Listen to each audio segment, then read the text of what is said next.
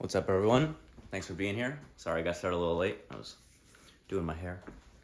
No, like I said, this is kind of still in the trial stages, so I got to get the lighting set up. I got to get everything figured out, and maybe it's a little bit ambitious start time this morning. So sometimes I'll be here a little late, but over time I'll get here on time and we'll do it. So like I said, in general, there's going to be a mix here of kind of instructing on some basic techniques for beginners and intermediate players, and also working specifically on what I need to work on, as well as I need to figure out where I have to stand to talk to the camera without like having just my neck and this and that. So I'll get a little easy warm up in. Like I said, the theme for at least a while is just going to be easy, consistent shots, playing smooth, making sure I work on my footwork and consistency, putting the ball on the table. You know, if you use spin, you get a little more safety, you know, the arc and all that stuff. So it's a work in progress. As I said, let me know if there's anything in particular you want to see, want to work on.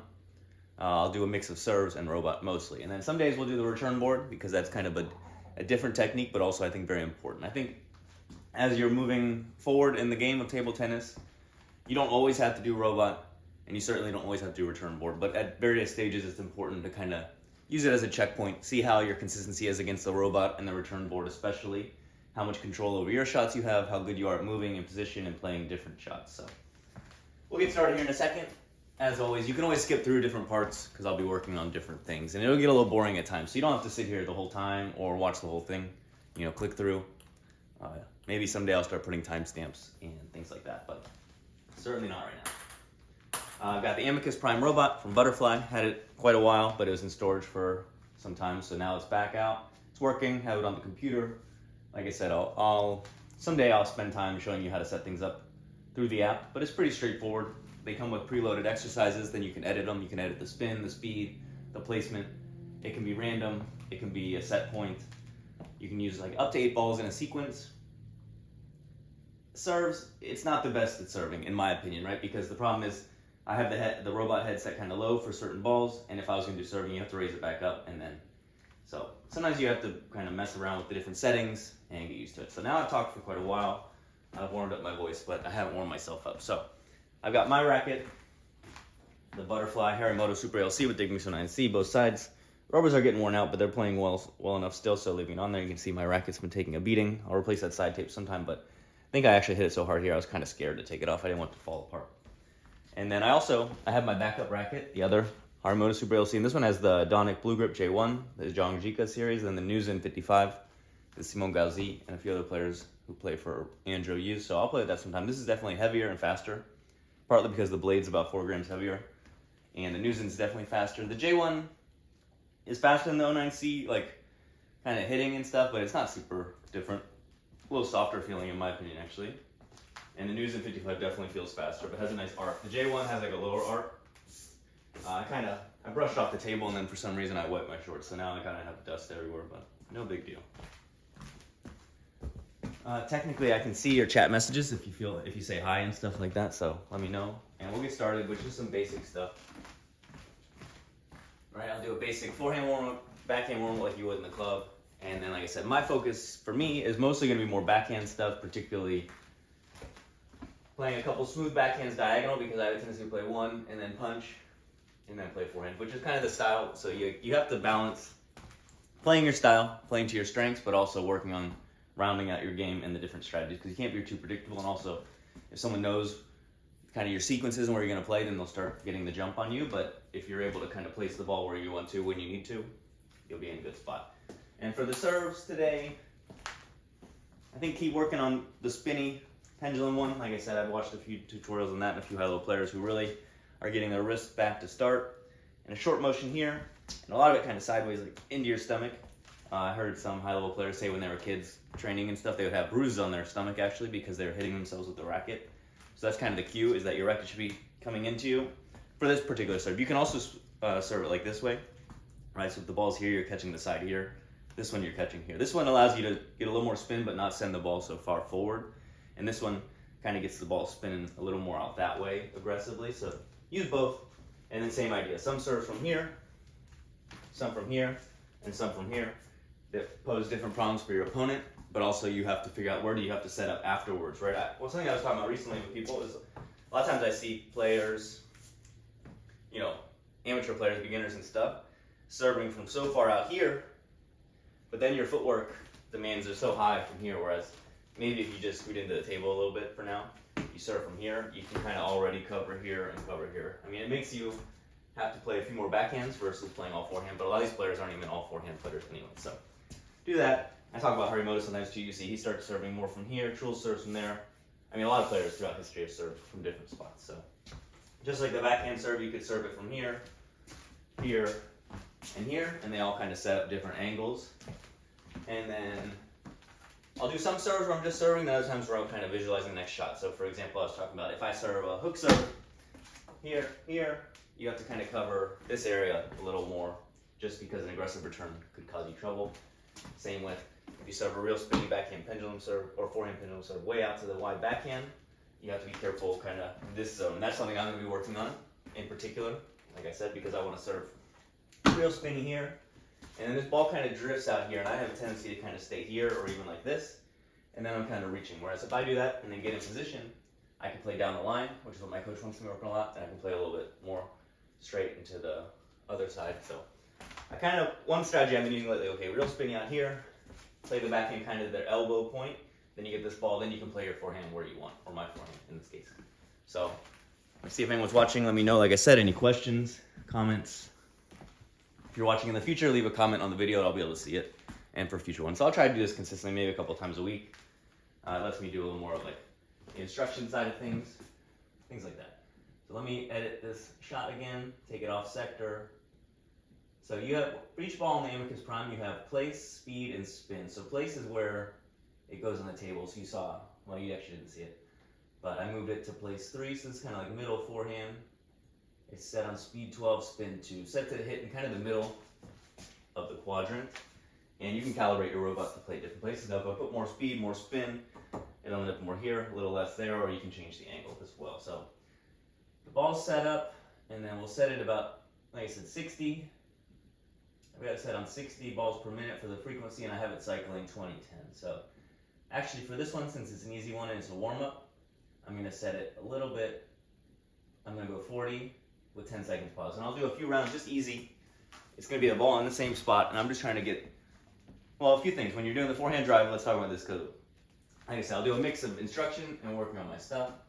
But basically, as you're developing your shots, when you first start, sometimes you should just kind of use your weight transfer, right? You're not even, your upper arm's stable, kind of not glued to your body, but a consistent distance, and you're kind of just working on the weight transfer right. So my weight's on my right knee, left. Now my weight's on the left. But don't fall this way. That's one problem I'm having right now. Kind of stay forward a bit. Now as a beginner, you're going to have to struggle to play low and to play forward. So do what you can, and just little by little. So you got this weight transfer one, right? It's like a little bit of a triangle, because you go here, and then you kind of come to the middle, and here. And then also, same idea. Sometimes you can just use your forearm a little more, a little forearm snap, right? For now, don't use much wrist in these shots until you develop them more, and then when you're advanced, you can figure that part out. All right, so let's get started. Just do some basic stuff for a bit. Taking it easy. Not sure how long I'll do it for today. Like I said, main goal is get used to the robot again. Don't overdo it, and just get in a good rhythm and help myself and some other people at the same time. So let's see what we got going on. Hello. I think I still have it set random. All right, we'll figure it out.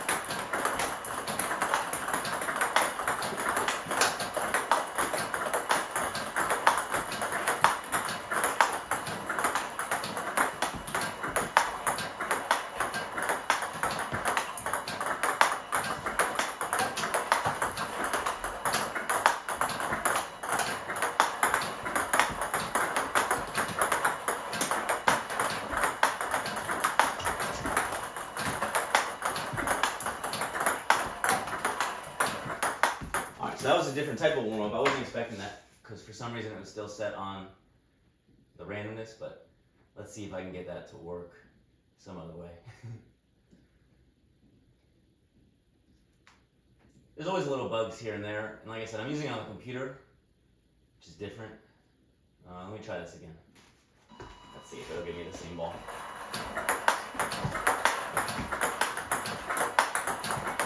Alright, seems to be working out. So like I said, I can just use the body.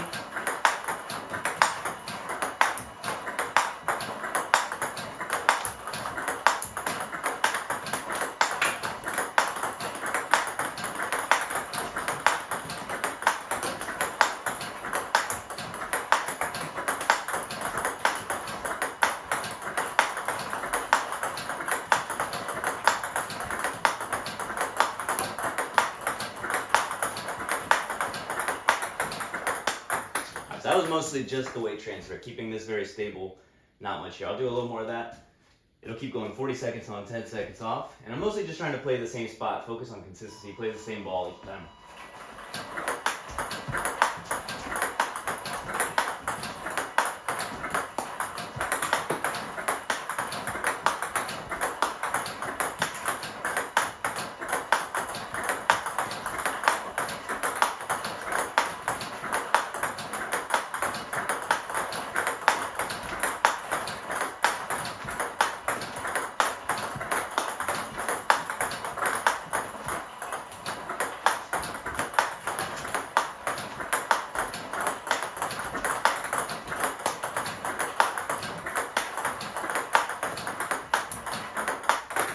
Like I said, let's try out the stop it, and then instead of changing where the ball is, I'll just press mirror. So that was a good enough warm up for the just basic forehand drive. We'll come back to that, and little by little warm it up. So now I'll do the backhand side, same idea. I'm going to try to, I'll get the same ball hopefully, and I'll try to play the same ball, the same spot over and over for a bit.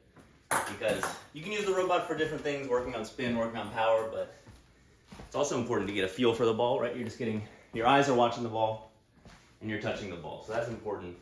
Over and over.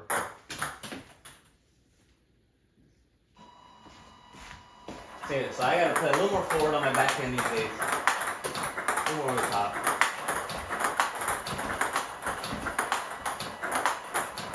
A little more stable.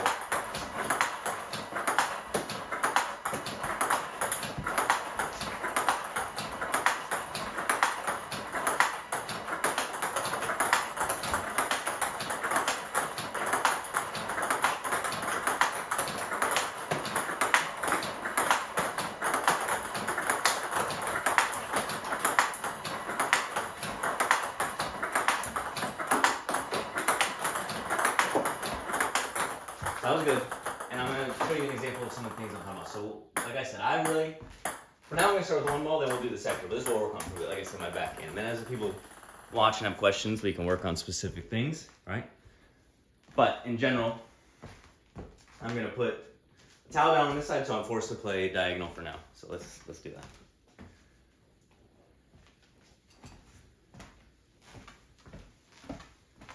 And then little by little, you can put the towel on the other side and things like that. For me, it's important because, like I said, I have a tendency to play one backhand here and then kind of punch a little too much down here, which is causing my consistency to go down. When in reality, if I kind of, even if I just get the spin down, I can still play here. I just need to play it a little better, is all I'm saying. So, in this case, this is just to remind me, I'm not playing here right now. Right? If I hit the towel, I've done bad. All right. Let me just double check.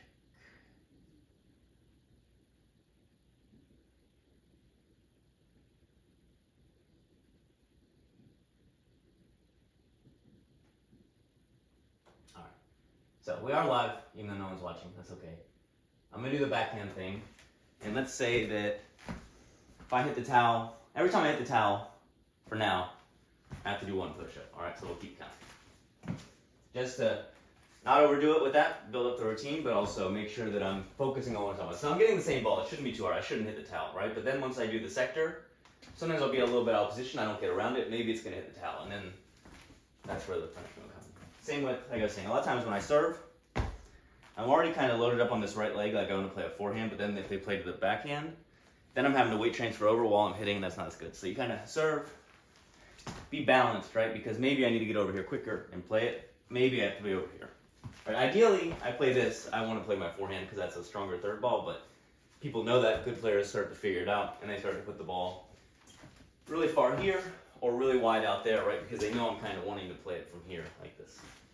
So what we'll do here, I'll increase the frequency to 70, a little more like a standard backhand rally. I would say like 80 is like quick, fast-paced exchanges, and then past that you're starting to get higher, but if you're a higher level player, that's fine. And like I said before, when the ball bounces here kind of at the robot head, that's when it could be shooting out to practice a real rhythm. If you go too slow, it's a little bit odd, but if you go too fast, that's also like training something different, which is fine, but it's not necessarily training what I need at the moment. Like I said, I'm just trying to do it easy, smart practice. So let's see.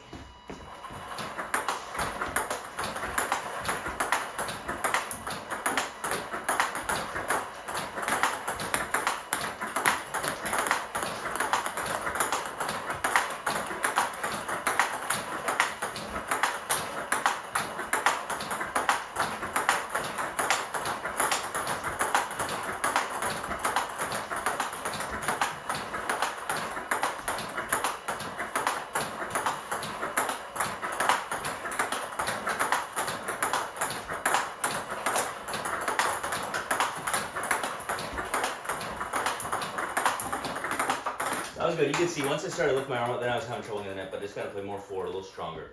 Do one more like that, then I'll set it a little sector and we'll kind of increase the difficulty little by little. That's a good rhythm. And you see, I'm just trying to get outside the ball, play it there without getting sore.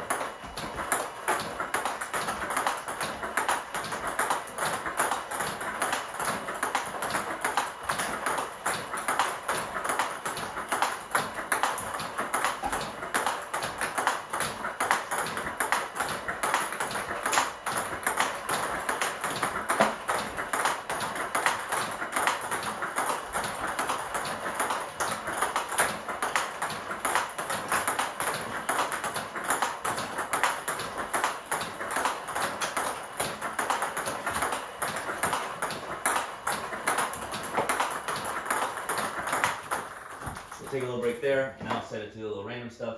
You're probably thinking, darn it, he hasn't hit his towel yet, no push-ups. Don't worry, it'll come, because now when I move it around, I'll start to make a few mistakes. So, like I said, you're not supposed to really be taxing yourself too physically, especially during the warm-up phase like this.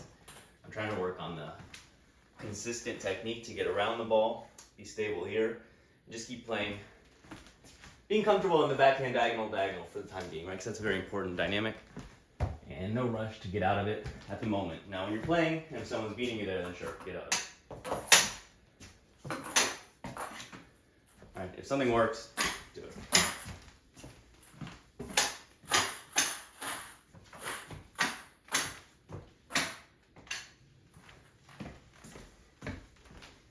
I'll do a few serves. Just kind of a good rhythm too. You pick up some balls that went on the floor, and then you do some serves to put them back in the robot ball basin, let's call it. And then same with this towel. Okay, so then sometimes I would want my serve to go out wide and sometimes a little more in the middle. You don't want to play like right where they're already standing with their backhand. It's a little bit easy for them to play. So you gotta be smart about that.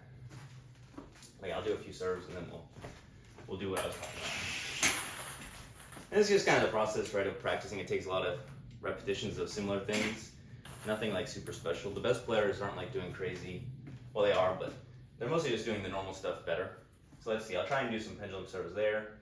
They go from here over there. Either double bounce or some long ones too, let's see.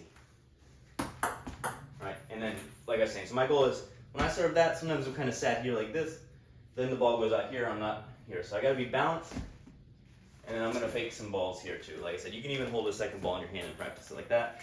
And then I'll set up the robot sometime to do the weight function if it works. But, right, so. I missed the table on the second one, but at least I was thinking about it. Same with, you could even go, say you're expecting some short returns off your serve, like here or here, and just visualize the different returns, right? Because when you have the ball there, especially for a while, it's very hard to get the exact ball you want, especially if you're playing with someone. So it's easier to kind of, you serve this and you say, okay, maybe they return it like this, I play it like this, play out an imaginary rally, and then start over again. Right? Sometimes you can just do serves, right? Sometimes people say, oh, you can't just do your serves and this and that, but maybe a lot of repetitions of the contact's important too at various stages. And then you also have to practice getting ready. Sure. I'm ready. Ready if it goes here. Now, the side spin, they play kind of here a lot to deal with the side spins. You have to be ready. You have to at least be within arm's reach of this corner, kind of. It's hard to get outside of the table from there at least, so you kind of know, okay, I got to cover here. But then this side can pretty easily exit the side of the table because of the side spin and the angle. So you have to be able to stay close enough that you can cover both things, right? You got your footwork here, kind of weight out here, play here, here. Now my weight's here, play here. And then same idea, right? If I serve the hook serve over here onto the towel, right? That was a little bit long, but either way. Now it's from there. The spin wants to take it out there, so that can easily exit the side of the table, so you kind of have to be ready for this. And then from here, they can't really play a shot that's going to go out the outside of the table. So you kind of know that this is kind of the limit on how far out they can play. But if they play here and you're kind of here and you're not outside of it, that's kind of difficult, right? So you have to make sure that you can still get in position for this one, and same idea. You have to be able to get it here with some power from the left to play it from here. Because if you're always on your right, which I have a problem with because I'm playing a lot of forehands, end up like this, or kind of like this. Now that's not to say you can't use your right hip for backhand. That's another type of shot and footwork. So find what works for you, and then each situation, you got to do it too. So let's do a few serves from over here, kind of like I was talking about Harimoto. I mean, plenty of people do it. So he's kind of doing one of these a lot now. That was a long serve, but I wasn't trying for a long serve. Right, so I got to get a little more ready after that. And then see, if you serve from over here, Now this angle is open up, so you have to go to cover here, right? If you serve from over here, like I said, this angle is not quite as open, but this angle is more open. If you serve from the middle, that. And what are the advantages? Well, everyone's kind of used to people serving pendulum serve from here, right? So they know, okay, from here, they play here. They play on the back of the ball forward if they want to deal with the spin safely. But once you move over here, all of a sudden their mind is kind of like, well, maybe I'll play over there where they aren't, right? But then if you spin it well, their return's going to go off the table a lot. Or maybe it's predictable and then you play a good backhand. So if you want to play backhand, it's good. Or also if you want to practice your backhand, sometimes I do that too, right? So if I want to practice my backhand more, okay, maybe I'm serving from here and I'm getting set up because I'm expecting this return here. Same with these serves, right?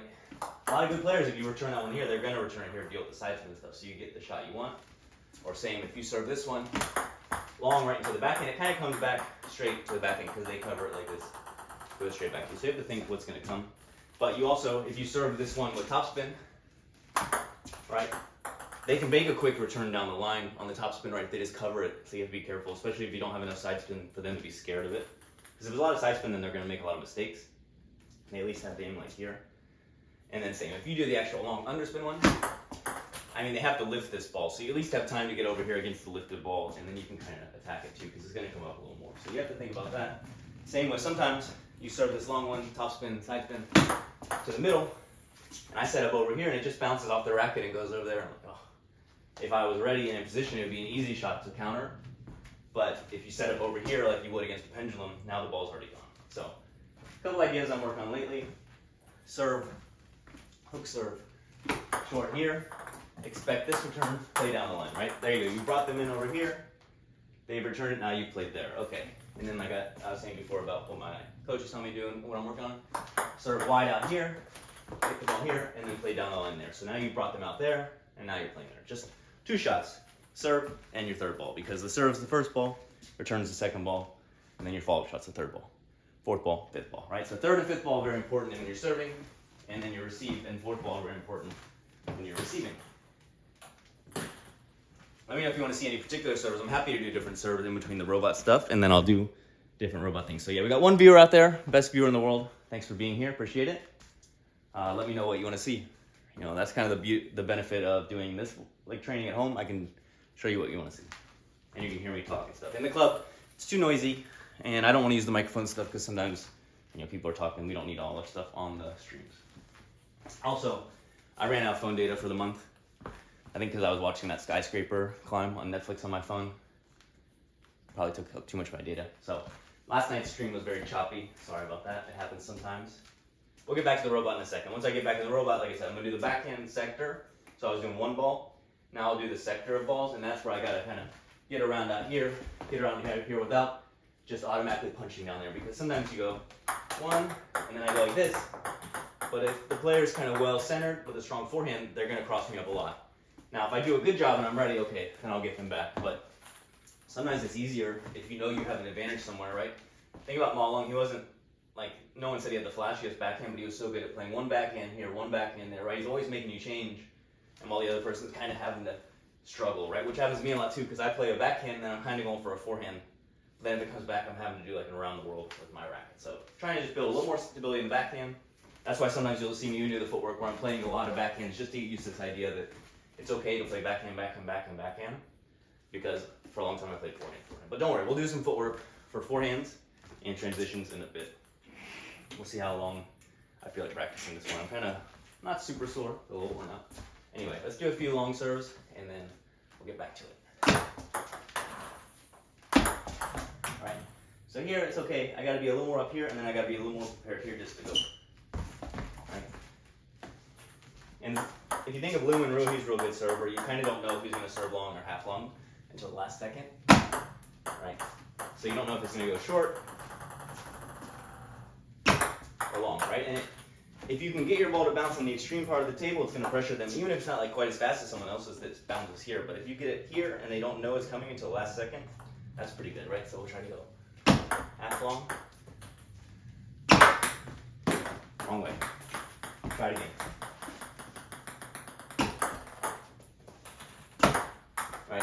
Just make them look similar enough that they're having to guess what's going along. Now, like I said, too, you don't want to play it right into their backhand hitting zone.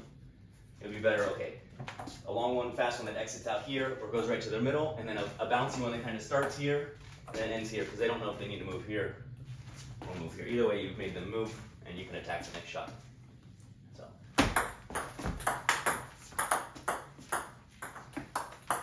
I tried to change it the last second, but then the end just put in the net. So you also have to be careful not to mess yourself up by trying to change your serve while you're in the motion. You got to be kind of take your time, be smart, look where your opponent is. Too short. But that's why it's important to practice, in pairs, right? A long serve and a short serve to the forehand, a long serve to the backhand, long serve to the middle, things like that. Make sure your opponent is guessing, right? So that one's kind of like too much in the middle. If it goes here and here, it's kind of easy for them to just play their shot, right? But if it goes bounces here, that's kind of tough because you've opened up there. Bounces here, that's kind of tough. Or like I said, if you kind of make it here and then it jumps drastically there, they're having to catch it by the time in between this bounce and this bounce, which is not so easy because it's moving. They have to read the spin, things like that.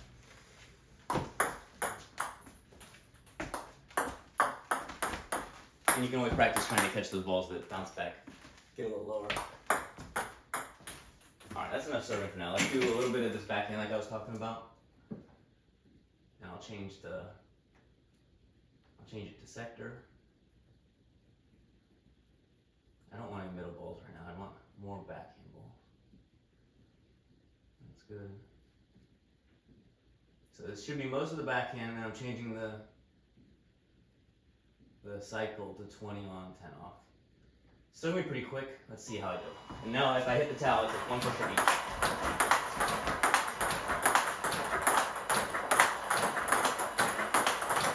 It didn't work, but I'll get it.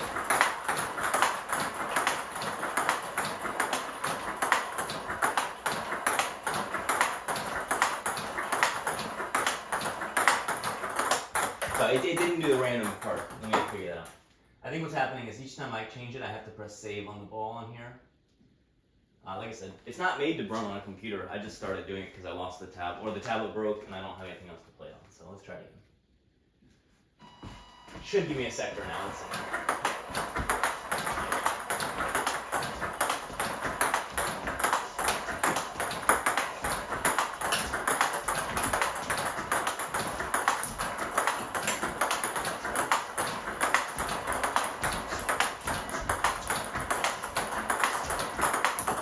So you saw it. A few times you got close to the towel, right? You were probably thinking, oh, he's about to do a push-up, but I avoid it, and I'll make it harder in a second. But what's the difference now? Now it's moving me around, right? So I'm moving here, and I'm moving here, and I have to be careful that when it goes there, I'm not getting like this, right? Because it'll work until the ball is real spinny, and then the ball's gonna be flying up. So not like this. I have to get over here, get almost like around the ball like this. So here, here. So it's a little bit random. The sector says it's gonna play like here. We'll see. Do a few more rounds of that, and then I'll make it a little tougher.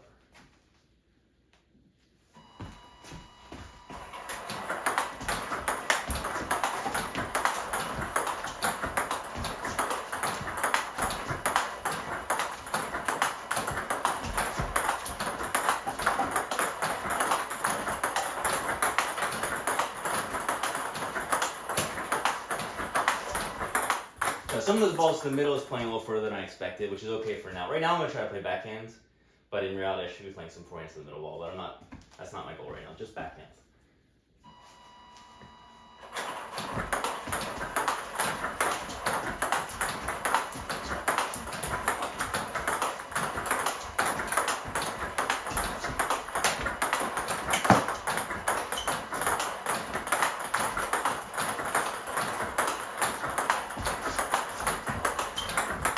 So you can see, like I said, it places a demand on my footwork to play this ball, and then to get around this ball enough to not put it in the forehand zone. That's what I'm working on, right? So far so good, but there's a few close ones.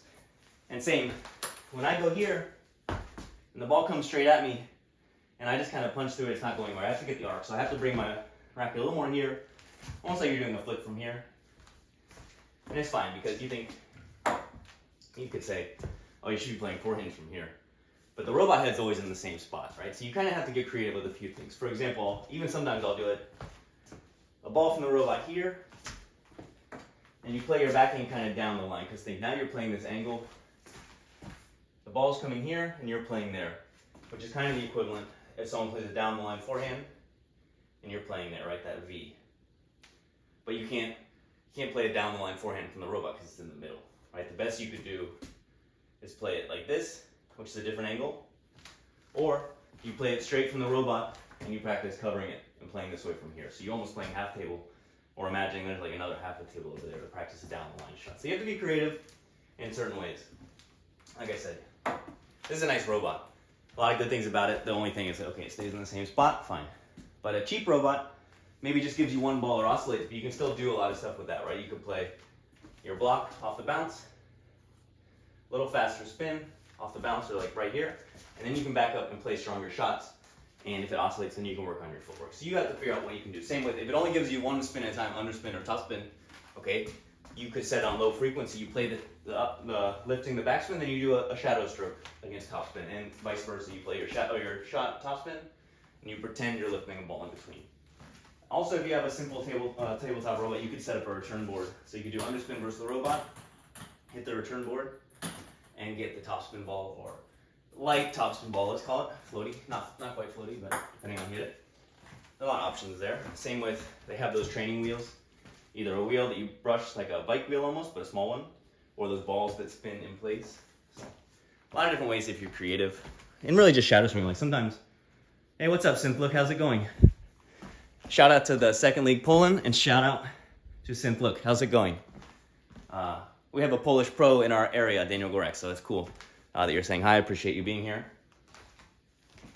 Not sure there's anything too much value for the Polish league players, but thanks for being here. And well, it's sunny and warm outside, so you can pretend you're here in sunny Florida. I'm sure it's a little colder where you are. But yeah, thanks for being here. And I'll do a few more serves, and we'll go back to, like I said, for me, for a while, I'm mainly going to be working on a lot of these backhands, the movement of just being consistent, stable in the backhand, and confident staying there, instead of one backhand and trying to pivot so much, because that's still my game, and I'm going to do it a lot. But for now, I'm trying to build up the other side of it, because sometimes people catch on to that once I've ripped a few good forehands in a row. They know, okay, they're just going to try to block me to my backhand a lot. Or same, one of my practice partners does good chop blocks now, right? So if they do a good chop block from the backhand, the ball's drifting this way and dying and cutting here, and if I'm always pivoting, these are really hard to kind of get a good shot on, unless you really just play fast down the line. Instead, go in here, they do a chop block, and then kind of really rip it with the backhand, either straight to deal with the side spin or to the middle, or really get around it, then add the spin to their spin. But for now, I'm just trying to be more stable on the backhand and get the footwork. So let's try. I'm going to make the zone a little wider outside. Let's see what happens there. So this is as wide as the ball could go on the backhand side.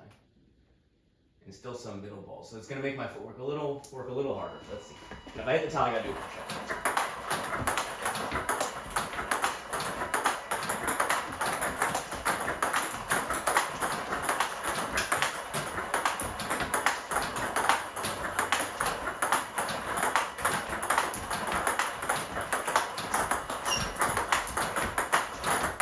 You can see, I had some in the middle, I played my forehand, what can I do?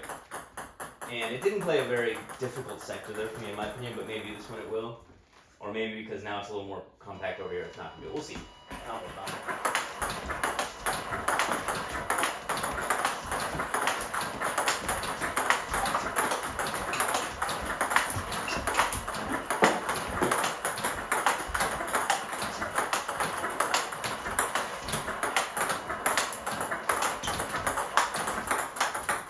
So I would say I probably started hitting a little too hard, a little too much smack. I need to stay a little calmer, spin here, especially when my opponent's playing strong topspin touch. I need to like smother a little more, control a little more on the outside, rob some of the speed. So that's what I'm going to try now.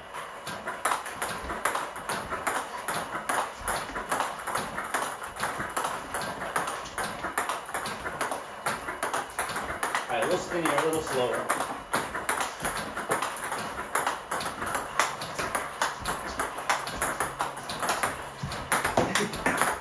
See, it fell apart once I started pivoting, because then I'm getting jammed up in the middle so much. So if I play the forehand, then I gotta reset back to my backhand some more. So maybe one forehand, but then get back to the backhands. I don't think I hit the towel yet. If anyone saw me, then let me know.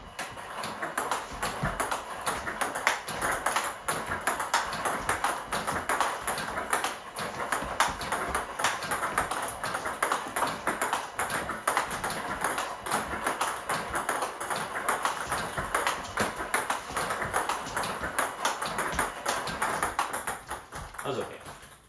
So like I said, I'm not gonna beat myself up too much if I play forehands for the middle ball because that's what I should be doing. It's just that I'm working on something in particular. So yeah. Super shout out to Poland, second league. The Polish Super Liga, right? I think good league there. Good players in there. And if you want to see me do anything in particular, like I'll do a little more of this, and then I'll change it, maybe do some forehand stuff or this or that. We'll see. And then little by little, like I said, I'll do more. But for now, this is kind of actually what we'll do. All right, so that one's good. I'm gonna move to the next one. Sorry, I know, like not the best view. So this one's one to the middle, one to the back end. But what I'm gonna do is I'm gonna make each one a little bit of a sector. So they aren't going to be in the same spot exactly. Right? So it's not just one ball is being ran in the second, it's two balls. One that'll be oriented a little more over here, one that'll be oriented a little more to the middle, but they both have a sector like here and here. So let's see what that looks like.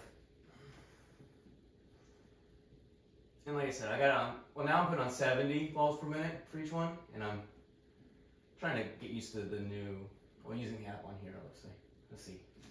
I'm just trying to stay forward, stay consistent.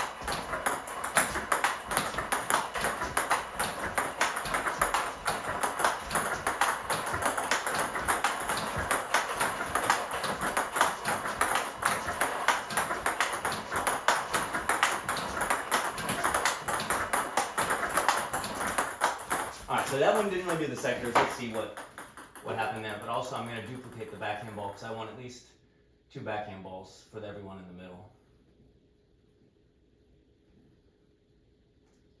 Huh, that didn't work. Okay, so I clicked clone ball and it shut down the Amicus software. So that's we're learning. What I'll do is I'll just add a ball. There we go. Alright, so that's, like I said, it's a learning process. Ignore. Yeah, it says it quit unexpectedly. Yeah, I know this, but that's alright, no big deal. We'll forgive you, Amicus. It's all amicable here.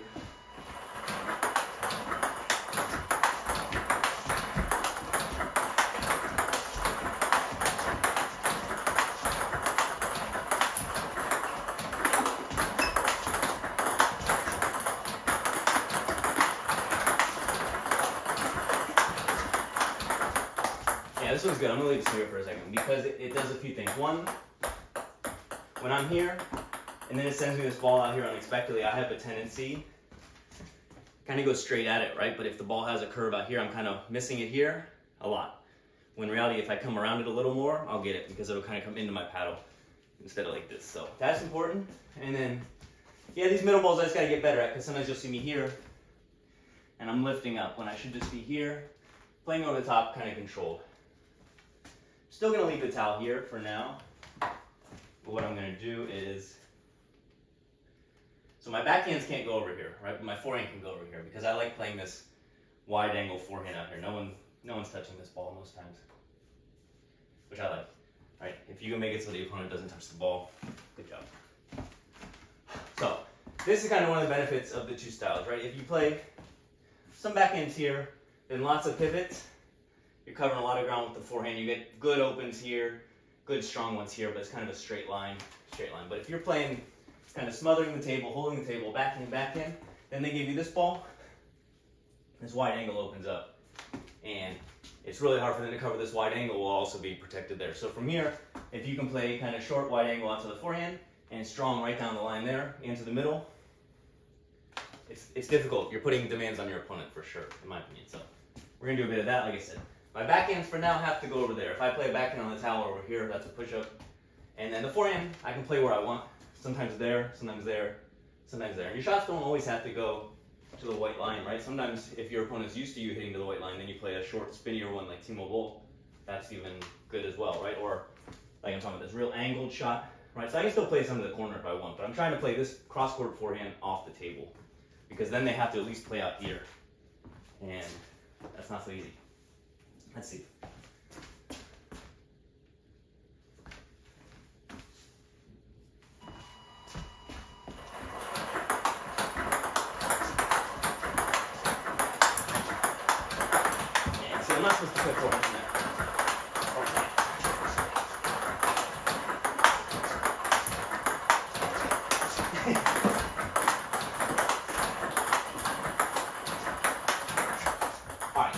So new rule, for every forehand I play from this side it's a push-up. So that was at least 2 push-ups.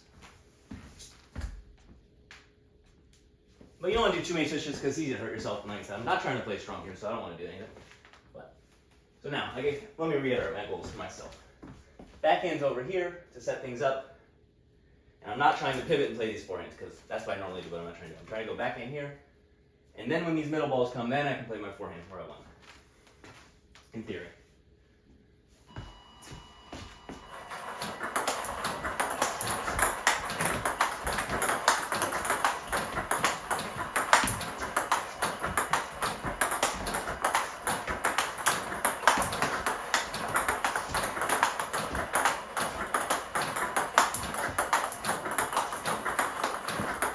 Yeah, you see, I missed a bunch of them and I did too many, so that's at least 2 push-ups.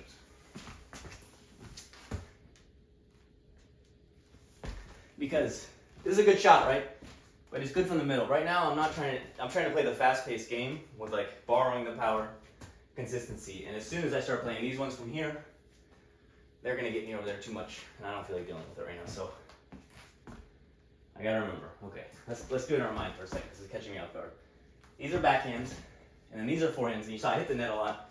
Having this problem a little bit lately, like either I'm overlifting, sending it long, or I'm kind of smashing the net too much.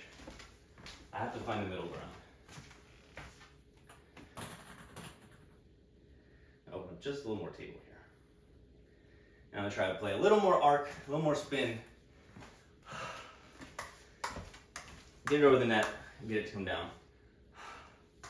But like I said, I'm not trying to play these forehands down the line here for now.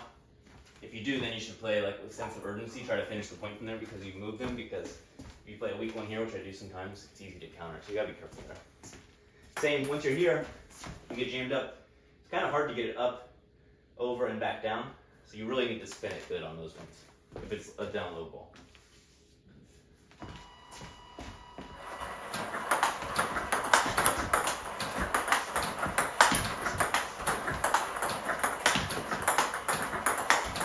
One.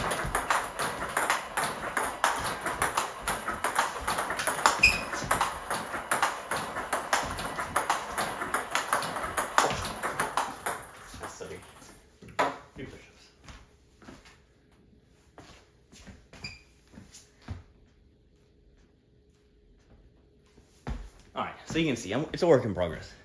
Yeah. So thanks for being here, 5 viewers. Feel free to say hi, where you're watching from, what you want to see. I need to make the air not so, like it's cold outside, so it's kind of like heating my apartment right now, and that's not good, because now I'm heating up. A few serves, break the rhythm. So now with the towel there, you can practice a fast serve down the line, and then a long serve out there, or a short serve, this and that, right? Wasn't wide enough. Wasn't wide enough. Not quite there, but it hit the table.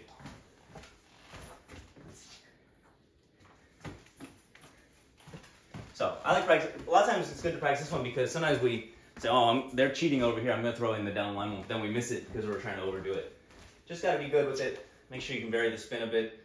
But most importantly, your first bounce has to be close to you here and has to end close to the end line over there to put pressure on their footwork, because if they see it and it bounces here, it's kind of easy, right? But if it's there and it's already bounced here, now they're having to play it back here. That's not so easy.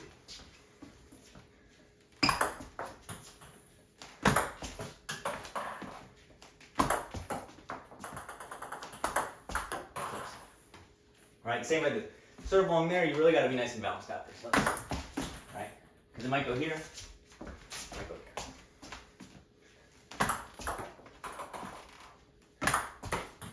I'm missing too much.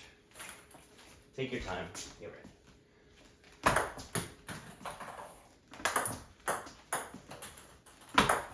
That one's better. So on the last one, I remembered that it's easier kind of step where you're going to play, right? A few ones before, I was stepping this way, but trying to play this way, it's like you're going against your own momentum. But trying to step a little more where you're aiming. There.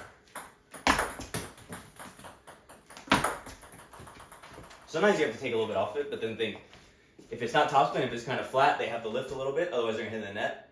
Or if it's heavier underspin, they at least have to spin up, then you can be ready. But if it's topspin, you'll catch them off guard more, but you have to be careful because then they can just swing at it and hit you.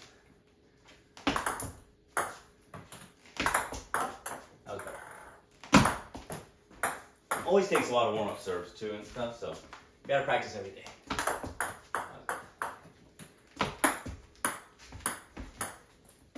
Let me know if you want to see any serves or if you have tips on them. I'll listen to some things. Some things.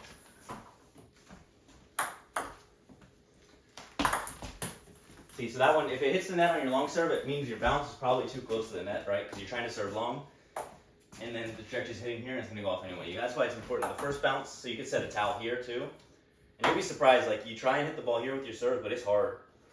So you can see I'm kind of struggling with this one at the moment. That's okay.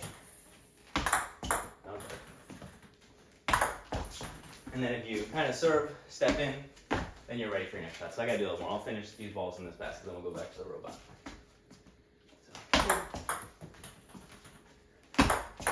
Finally, right? And then same, you don't want to like telegraph it too much. So that one, kind of, you could see where I was going to go. So kind of sometimes it's got to be like at the last second. That was a good one. Right, and then you can go the other way too. And that one's a little easier because you have more table, and the spin kind of arcs over the net and then brings it back down. Right, so if you can hit kind of wide or deep backhand, middle, forehand with the same serve, it gets kind of tough for you to figure out where you're going to play. That was a good one. A little bit high.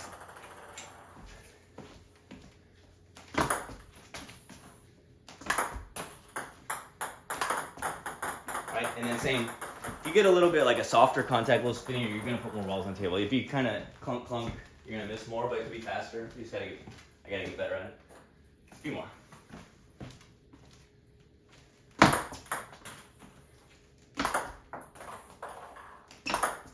I was going for that ball, but it's, all right. We'll get back to the drill a little bit more. Same idea, right? Well, a couple more rounds of this drill, then we'll change to something else. But for now, getting warmed up, playing a little better.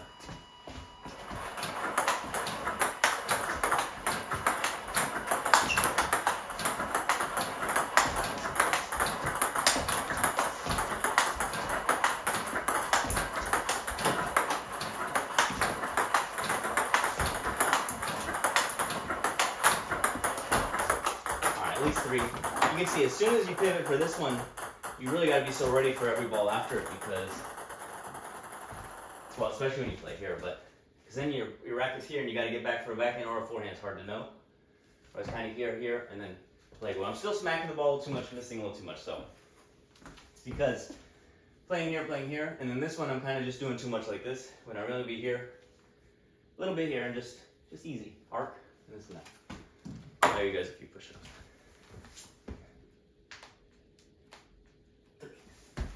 For now, we're just going to leave it 3. I'm not going to count everything. All right, here we go.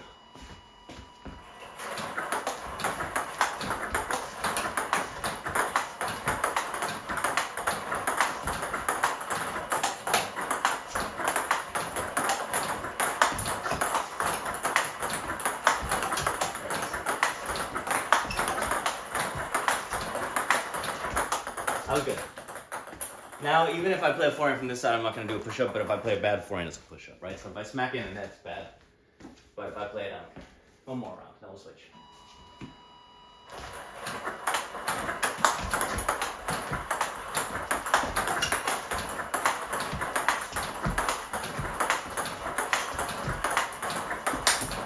One.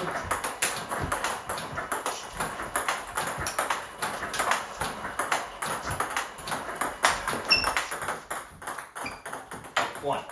That's all right. Some better backhand, some better forehands there. Felt like Harimoto. I'm gonna start doing that, but I didn't. We'll edit that out. So now, I mean that's a lot of backhand stuff. Let's do the one drill while I'll work on some forehand footwork a few different ways. Let's see. I'm gonna leave the towel there for now because I like this. I've talked about this before, but basically if you think about it like this towel, more or less the middle forehand hitting zone of the opponent, right? So if I'm the opponent and they're right here, these balls right here, they don't even have to move, they can hit their forehand, right? But if it's out there, they at least have to move, and then you can block them down the line and counter them stronger to the middle. And same over here, they're either just kind of having to play their backhand, which is really strong, okay, figure it out. or you're moving them out here. But be careful if someone's set up here, playing any balls in here. That's like I said, sometimes I play one, and then I'm a little bit slow, and kind of pretty much programmed to punch it down here. So gotta be careful, because if they're waiting for it, there. But what can I do? Well, sometimes I can practice it like this. Other times I can make sure I can say, hey, this is what I do. I go 1 and 1, but I make this one real nasty, either punching it, kind of fading it, or spinning it. Right now they're dealing with 3 different spins, and if they aren't reading the spin, if they aren't able to adjust their shot, they're gonna make a lot of mistakes, right? Because if I just play a nice like block or topspin, they smack it, right? But let's say they play here, and you give them like one of these fade shots that fades out here, they're gonna smack in the net, smack off the table. They think they're making unforced errors. Like, no, I forced you to make this error, right? I want my credit at the end of the movie, right? Forced errors. Anyway, same with that, or not fading all the time. Here, or other one too.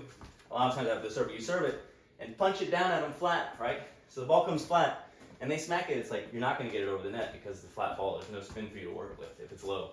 So you got to figure out if someone's a good spinner, then you got to be careful, because they're going to spin those balls back at you really well, right? And then you got to find a different way to do it. But if someone's a hitter, you keep the ball low, kind of dead sometimes, or you crank up the spin on them. They're going to make lots of mistakes. It doesn't have to just be top spin. It could be heavy underspin, side spin, this and that, right? So if someone's real good at hitting flat balls, whenever I'm serving, I'm probably starting with just like either heavy underspin serve, so I can get a real heavy open in, or crank up the side spin on them, right? Because they're going to smack it and make mistakes. But if someone's real good with spin, okay, then maybe you go the other way. You go long flat balls that they can't spin as much, and then you get to hit them. Or kind of short dead balls that they're going to spin, but it won't be very strong, then you can counter it too. So yeah, let me know your thoughts on things. Still super shout out to our friend from Poland, Superliga. Okay, what was I saying? I was going to do the other side. Still a work in progress. Like I said, when you do live streams, things can go wrong. I do the live assembly streams, and things definitely go wrong. All right, we're going to do 3-point forehand footwork. Right now it's set on 60. Let's see what that looks like. 60 balls per minute.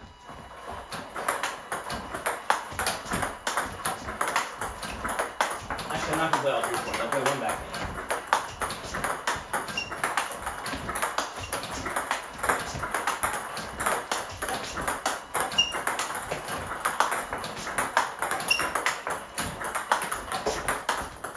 That was okay. So, still, I'm going to try to play. I'm not going to really play to any particular area, just not in the middle forehand. Simple as that.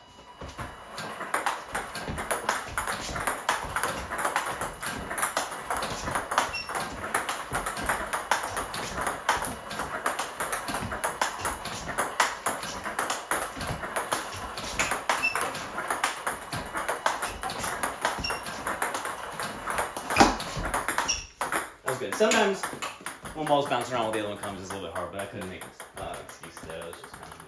I'm going to play a little quicker, a little easier, borrow more power. That's it.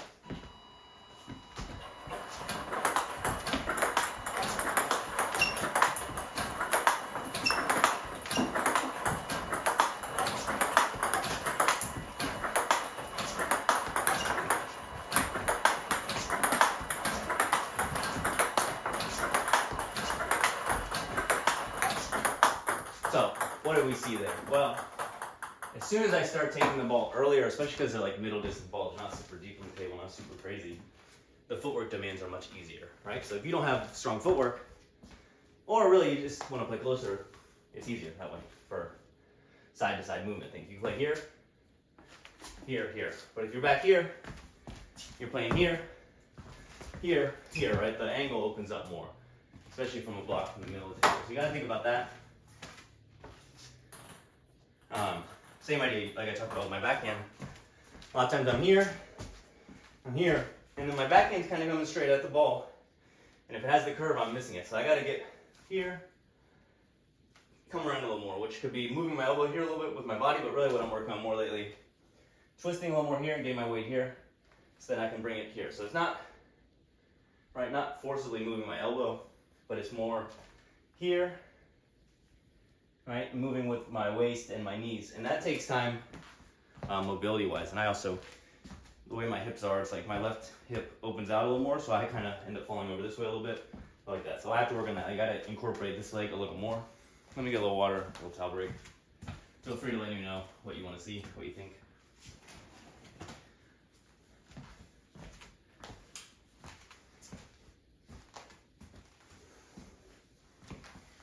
A little bit warm in here. I'm going to try to figure out the air.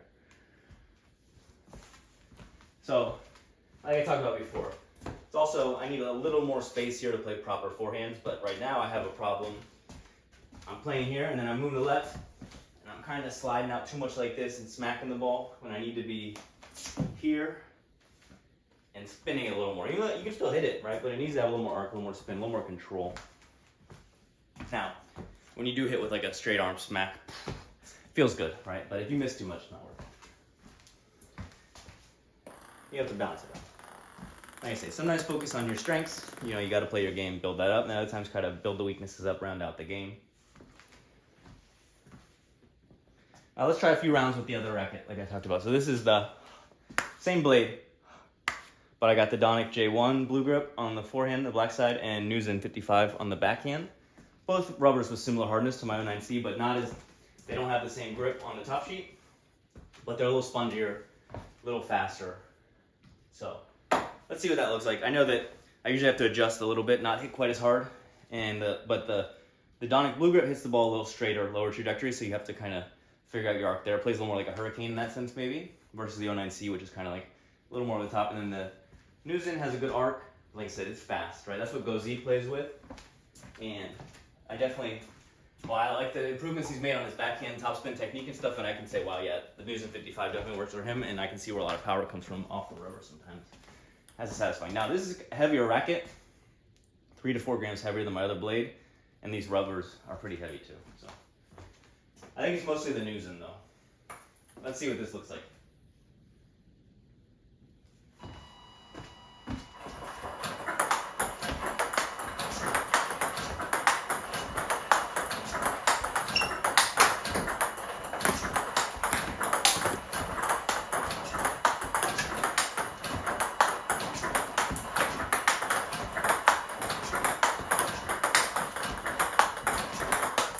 So you can see the Newzen 55 on the backhand is really nice. Has a nice arc, has a nice speed to it, and since it doesn't have the grip that the 09C has, the ball comes off a little more predictably sometimes. Sometimes the ball grabs on the 09C and sends off this way, sends off that way, or it doesn't get in the sponge and kind of dies. On this one, it's a little more like a Dignics 05 type rubber, I would say. Kind of in between the two. It's not quite as soft feeling, and it's, no, it's faster than Dignics 05, I think. That felt good. Now I'll try it the other way around. Because they're both good rubbers for each side.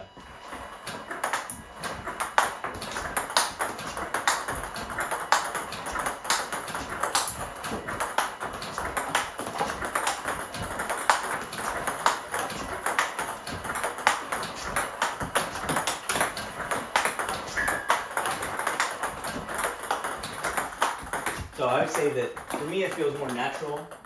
If I had to pick an orientation, it feels more natural to have the blue grip on the forehand, Newzen on the backhand. Now I think I could play Newzen both sides. I think blue grip both sides would be a little bit odd for me, but it would work. But it's more, when I play the blue grip on the backhand, the ball sends a little flat. You see me either hitting the net or hitting out a little more, but it's not bad. I just have to get used to the angle. And then the Newzen on the forehand, I just have to make sure I don't hit too hard because it's fast. But the Newzen 55 was recommended to me by a good player. Shout out Kalim from Romania. And I like it. So that's why I haven't taken it off yet, even though usually I would like, well, if I was playing tournaments right now, I would like to have 2 setups the same, just so I have a backup and a practice racket and this and that. But for now, it's okay. And then same, these rubbers have been here a while. They're pretty, I mean, they still feel good. I got to clean them a little bit right now, but it's 2.1 millimeter, 09C both sides, but I've almost got away from the idea a few times, but I'm still considering the idea of 1.9 millimeter both sides just to make it a little lighter. Because my Harimoto racket has a little bit oversized face, which means that whatever rubber you choose is going to be a little heavier compared to a smaller blade face on a different one. Especially harder sponge rubbers because they're dense sponges and heavier. And I would lose a little bit of speed, I guess, and they say maybe you feel the blade a little quicker, but I'm not so worried about that. It would just feel maybe a little easier to maneuver, a little lighter racket. This one's like 189 grams altogether. This one's like 195 grams altogether because, like I said, the blade itself is 3 or 4 grams heavier, and then the rubbers are a little bit heavier, at least the Newzen. So I'm not really worried about those things at the moment, though. I really like this setup when I see both sides. Just the thing, like I said, the areas where it's challenging or demanding, I think are good areas for me to improve over time, right? A few more years from now. If I have the same setup, I think it's gonna be good. That's why I haven't gone to the 1.9, because I kind of, now I'm feeling strong enough where the weight's not bothering me at 189, and that gives me a little extra attacking power.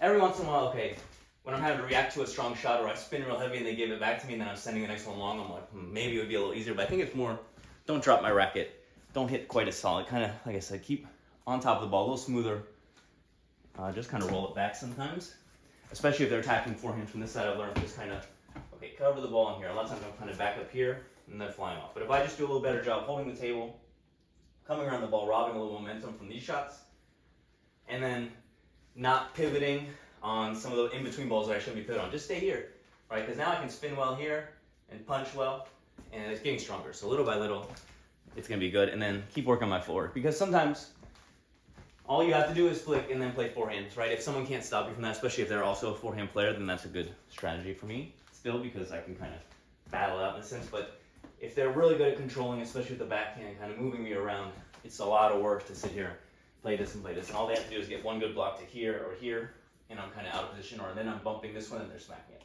That's why I'm building this style. I haven't set up the robot so much for the underspin shots and stuff, but I will. But that's why you see me mostly doing these rally shots at forward, because that's what I want to work on at the moment. But over time, we'll do more.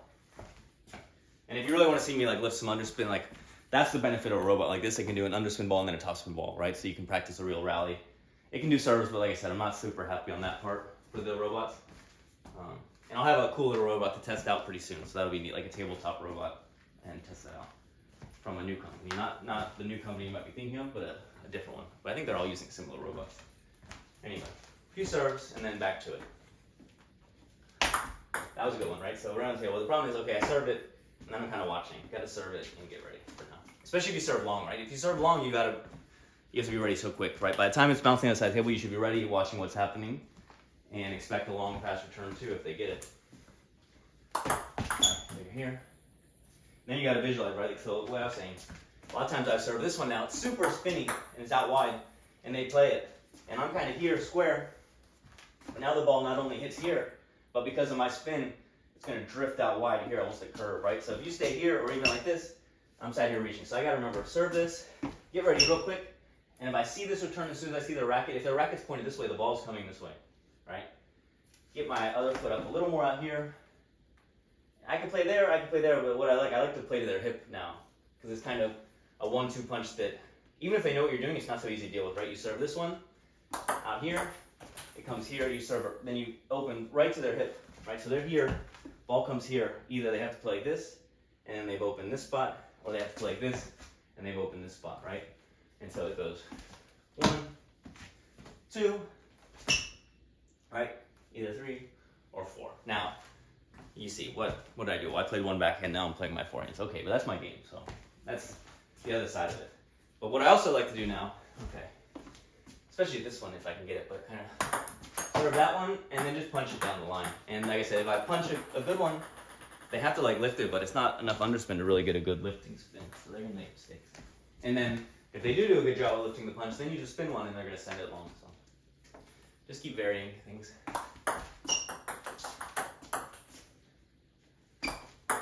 Same with that one. I realized a lot of my underspin serves, I'm catching too far back here. I should be catching more here. Which racket? Doesn't matter. That was a good one. Anyway, all right, let's do a little bit. I'm not going to make this one so wide up to the backhand corner so that I can try and play all forehands. Let's try this.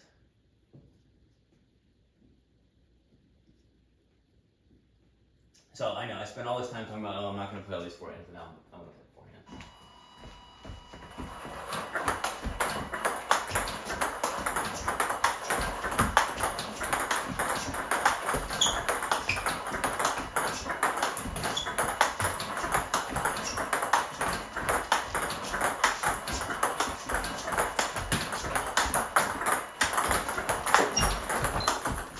All right, that's okay. I'm going to take the towel off the table for now. Actually, I'll switch it. I'll play all my forehands over this side for now. So I want all, because what happens is, with this wide ball, to play over there, you got to get around it, just like I was talking about on this backhand. And there too, I can play some to that corner if I want. Just try not to hit the top. No push-up promises yet.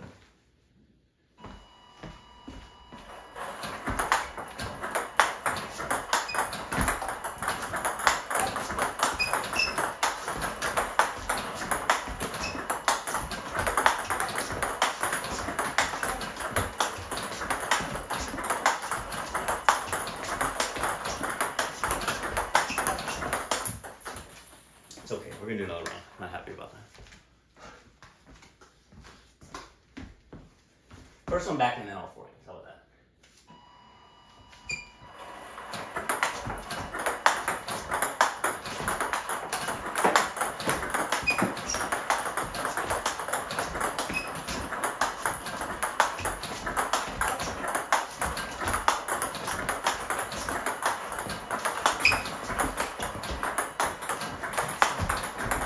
I was trying to crossover stuff on a few of those, but you can see it works for that one, but then the rhythm at that pace is hard to get the next one. Alright, we're gonna do Falconberg because that's a little more useful right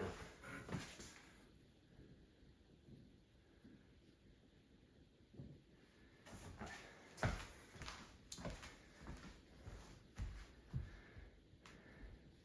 Thanks, Max. How's it going? Appreciate it. Yeah, getting some good practice in here, trying to work on some specific things I need. While also giving some information on different things, so I appreciate it. Thank you, Max, for the support. MLTT is going on this weekend. I think there's a free match tomorrow night, in case you catch that. I've been watching some when I can. I was telling them they need to get the chat box back, right? MLTT needs a chat box. Maybe that's just me, though. So, that was a 3-point drill. Now I'm going to do Falconberg, which is 2 balls here, 1 ball here. And in theory, you play 1 backhand, 1 forehand, and then you cover the wide forehand with your forehand. So what I'm going to try to do is, I'm going to try to play my backhand that way, my forehand, my second forehand here, and then this one I get to choose, right? Because that's it makes sense, right? You play your backhand here, diagonal. They give you the diagonal backhand. Okay, you pivot.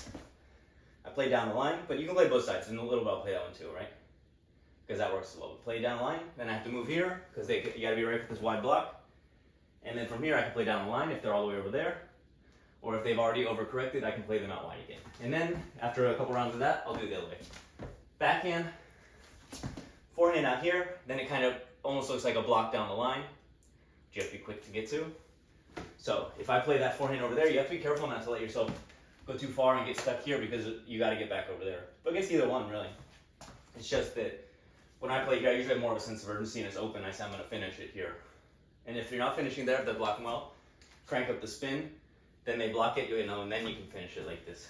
But then also, I mean, the reason I say playing down the line with the backhand doesn't make as much sense for the Falconberg time, because if you play here and you're pivoting on this ball down the line, that's a risky game, but you can do it. So, like I said, super shot at Max. Yeah, exactly. It was fun. I mean, still fun. Right? Great matches, great format, always exciting. But you lose a little bit of the atmosphere, of kind of chatting with the player or the other fans and things like that, because we're all spread out around the U.S. and the world, right? So just kind of watching it on their app with no chat, you lose a bit of the community aspect. So yeah, let's do some Falconberg. Like I said, first going diagonal backhand, pivot, down the line forehand, then I have a choice. And the choice is, it's good to have like some balls where you know where you're going to play, especially with a partner, because then they can know where to block and do a good job. And then some balls where you don't know where you're going to play, or you have the choice, because in a match you have to be able to see what's going on. Okay, is my opponent way over there? Okay, I need to play here. Did they move over to play a backhand in the middle? Then you should play over here, right? Did they pivot here? Okay, now this is open, so you got to be reading the game. Let's see. Let's see what it looks like.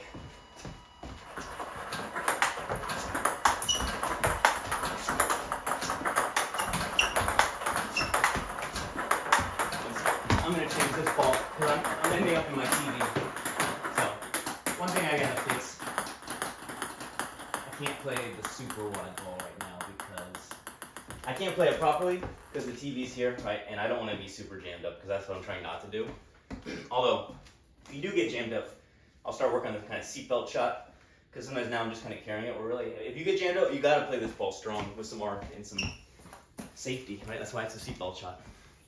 It's not why it's a seatbelt shot. It's because you're clicking it and taking it. All right, let's try it again.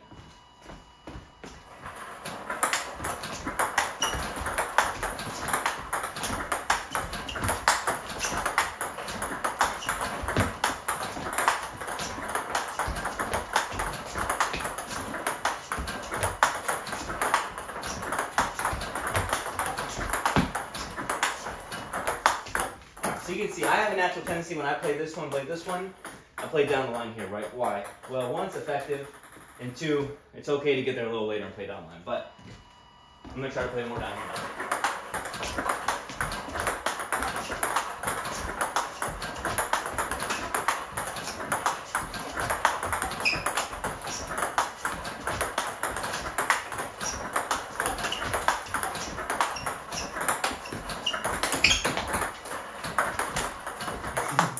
Sometimes the wheels fall off the bus, you know.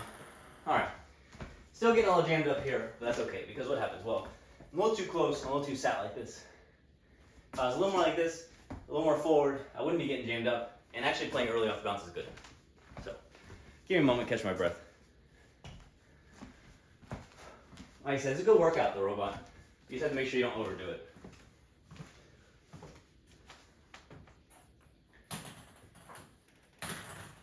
But like, you really don't have to hit the ball that hard on the robot. Some of them hitting too hard, I need to just calm down, put the ball on the table over and over and over. Use the sustained rally, and put the demands on my body. That's what I'm trying to do, right? So, what do I have problems with? Well, when I'm going this way, my left leg isn't always with me. I'm kind of just bringing it along for the ride using this, right? Kind of like this, as opposed to I should be using kind of both legs actively. And then same over here. I'm kind of like this, when I really need to be like this. I think the Chinese player Shang Peng, he's a really good example. You know, it happens to all the players. You get here, and they get stuck and they play like this, right? But him and Hugo, they're so athletic. They go here, and as they're doing this, they actually get their other leg back in as it's happening, right? So they're kind of like, they're sliding in the position, and then somehow they got it, and they brought it in just the last second to use that leg for driving in. Because look, if you're here, all you have is this. But if you're here, and then you get it real quick somehow, they do it, then you have the drive again. And not only that, not only will your shot be stronger, but your recovery is better, because instead of being like this, where all you have is this to push back off, now you're here again, and you're balanced, and you're ready, and you'll be ready for this one. Right, so it's no surprise that they're both very strong, powerful players away from the table. Obviously they're very athletic, but they've trained certain things in a very effective way. So that's going to be my goal also, right? I talk about this backhand stuff, but also it's more, when I do play my forehands from here, I'm going to try not to play kind of stiff here. It's going to be more forward like this. You can even sometimes, it doesn't have to be a table, it could be a counter or something, but practice getting a little more forward, right? Just get the ankle mobility and get the feeling of falling forward. Think about like runners and stuff. When they're fast runners, they're not like running straight up, right? They're actually like falling forward, which gives them momentum. So same idea here. You have to be forward to go into the ball, but then you also have to have the physical ability to hold yourself up forward. So you need strength in here, here, and like I talked about before. It's okay, it's one thing to get low, but if you don't have the mobility and strength in here, then it's kind of like stuck here in the mud. No, you need to be here. Zhang Jiko was talking about Timo Boll and how his technique wasn't super pretty, but his legs are low and then his core is engaged, so he's able to do a lot of stuff from there. So, a lot of different ways to do it, you know. For sure, it's very hard to stay low in TT, and also, yeah, that takes forever, right? And I think those are the areas where we can't really build that only on the table. You have to build it away from the table without a ball, because as soon as we start thinking about, oh, the ball's here, the ball's there, now we stood up again, or a high ball there, whereas without a ball, you can kind of practice this. That's why it's important, some of the drills where they'll go. All right, and I'll start doing some of this stuff too as we get along with it, right? But kind of practicing this and keeping your hips like at the table. That's why, like I said, you don't need a table to do a lot of stuff, but it does help for visualizing. Same with the side squats, right? Practicing using this weight from the outside to get yourself back. And then little by little, you start to get a feel for, okay, how far do I have to move to cover all the way out here? how far do I have to move to cover all the way out here? And that's why I think it's important. I always talk about, it's like out here, this is kind of like framing. This is a wall, and you can use it to your advantage, right? Same with, right? And then you're here, boom. But a lot of times the ball's out there, and we're kind of jumping like this, right? There's nothing to catch us. Or I have a problem, especially, I get here, I swing hard, but my rotation is such like this now, the demands on my recovery are very hard to get back. So that's why some of the other day, kind of here, but try not to let your other leg go behind this. And then also for me, I have a problem staying in this hip too much and then ending up like this. I need to be a little more just over the top. So like Max was saying there, it's very hard to stay low, and it's also, getting low is one thing, but playing in the right position and posture. So I think it's important. Certain exercises are important, right? We always talk about the leg strength of table tennis players, but what's really important also is kind of the upper back strength and mobility in the shoulders and hips, right? You need to have the strength to keep your shoulders up here so that you can play lower and still be effective, right? Because if we're here and like this, how are we going to play, right? We're already at the table, or saying it's squatted all the way down here. Okay, I'm low, I can see, but how am I going to play a strong shot? So you have to find the balance. And then same, not only stand in one spot, you have to be able to do that and move and keep rotating. Some players get a real wide stance, which gets them lower, but the trade-off is your hips don't work as well when you're real wide. It's also one of the areas I think, you know, we grew up playing other sports, but in other sports, you can kind of get real down in athletic power stance and be ready to explode this way, explode that way. But in table tennis, okay, you explode that way, but you have to recover and come back, right? So you can't just be ready for pure power in one direction. You have to be able to go this way, recover this way. It has to be real quick. And you only have a split second to really read where the ball is going. So different demands on the body and this and that, right? I think you really have to be not purely on the toes, but like a little bit on the inside of the ball here, and a lot of tension here in the hips so you can be quick here. And then same, when the ball goes out wide here, it's not reaching for the ball. You're kind of reaching for the ball this way, get your weight here, and then bring yourself through. The same thing here, right? It's not just reaching here, it's kind of getting yourself here so you have space before you get to the ball. All right, let's do a little more Falkenberg. I'm pretty happy with where the towel is at the moment, because like I was saying, more or less, well, yeah, I'm fine with it. I mean, obviously you should target the middle too, so that's why I hesitated for a moment there, because if I have the towel there, you're not targeting someone's middle. But the middle of the table is not necessarily the person's middle either, right? If the person's in their backhand corner, that corner of the towel could still be their middle. But I'm not worried about that right now. I'm going to play all my shots to that corner for this round. Then we'll switch around. So you got to find little things to switch around, change up, force different reactions.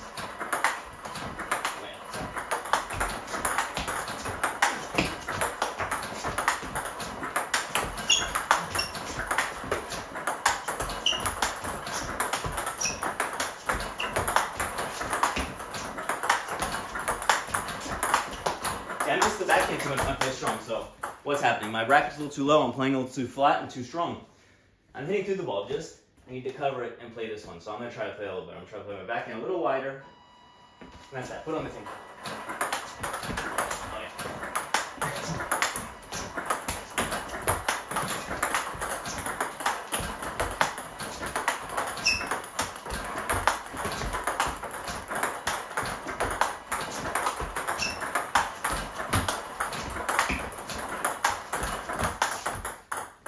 Something important I think about too, right? Sometimes you have to focus on just one aspect. You can't expect to make all the shots all the time. So if you're working on a strong forehand, then you probably got to take a little bit off your backhand for a bit. Same with the other way. If you're trying to really rip it on the backhand, then the forehand's got to be a little more controlled. Kind of like Darko Jorgic or Jimmy Butler, right? They're very aggressive backhands. Either Butler punching, Jorgic ripping. But their forehands are more compact, more spinny, more placement, setting up things, right? And then you go the other way, okay, someone like Ma Long, Sheng Peng, they're forehand players. Forehands are power, they're big. And the backhand, placing it, consistency, being smart. So rip it on both sides is very tough and takes a long time. And some days you can work on that for sure. I obviously do sometimes, but for a long time I was always blocking here against topspin and attacking here. You can see that in my style kind of. So my backhand's kind of like this a lot of times. And a little bit. Well, like I say, it's a vulnerability sometimes, but it's also a strength sometimes, right? So someone's spinning on me hard, I have to be careful not to play my punchy backhand on line because they go out a lot.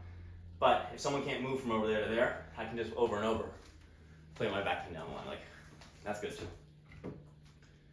And then same.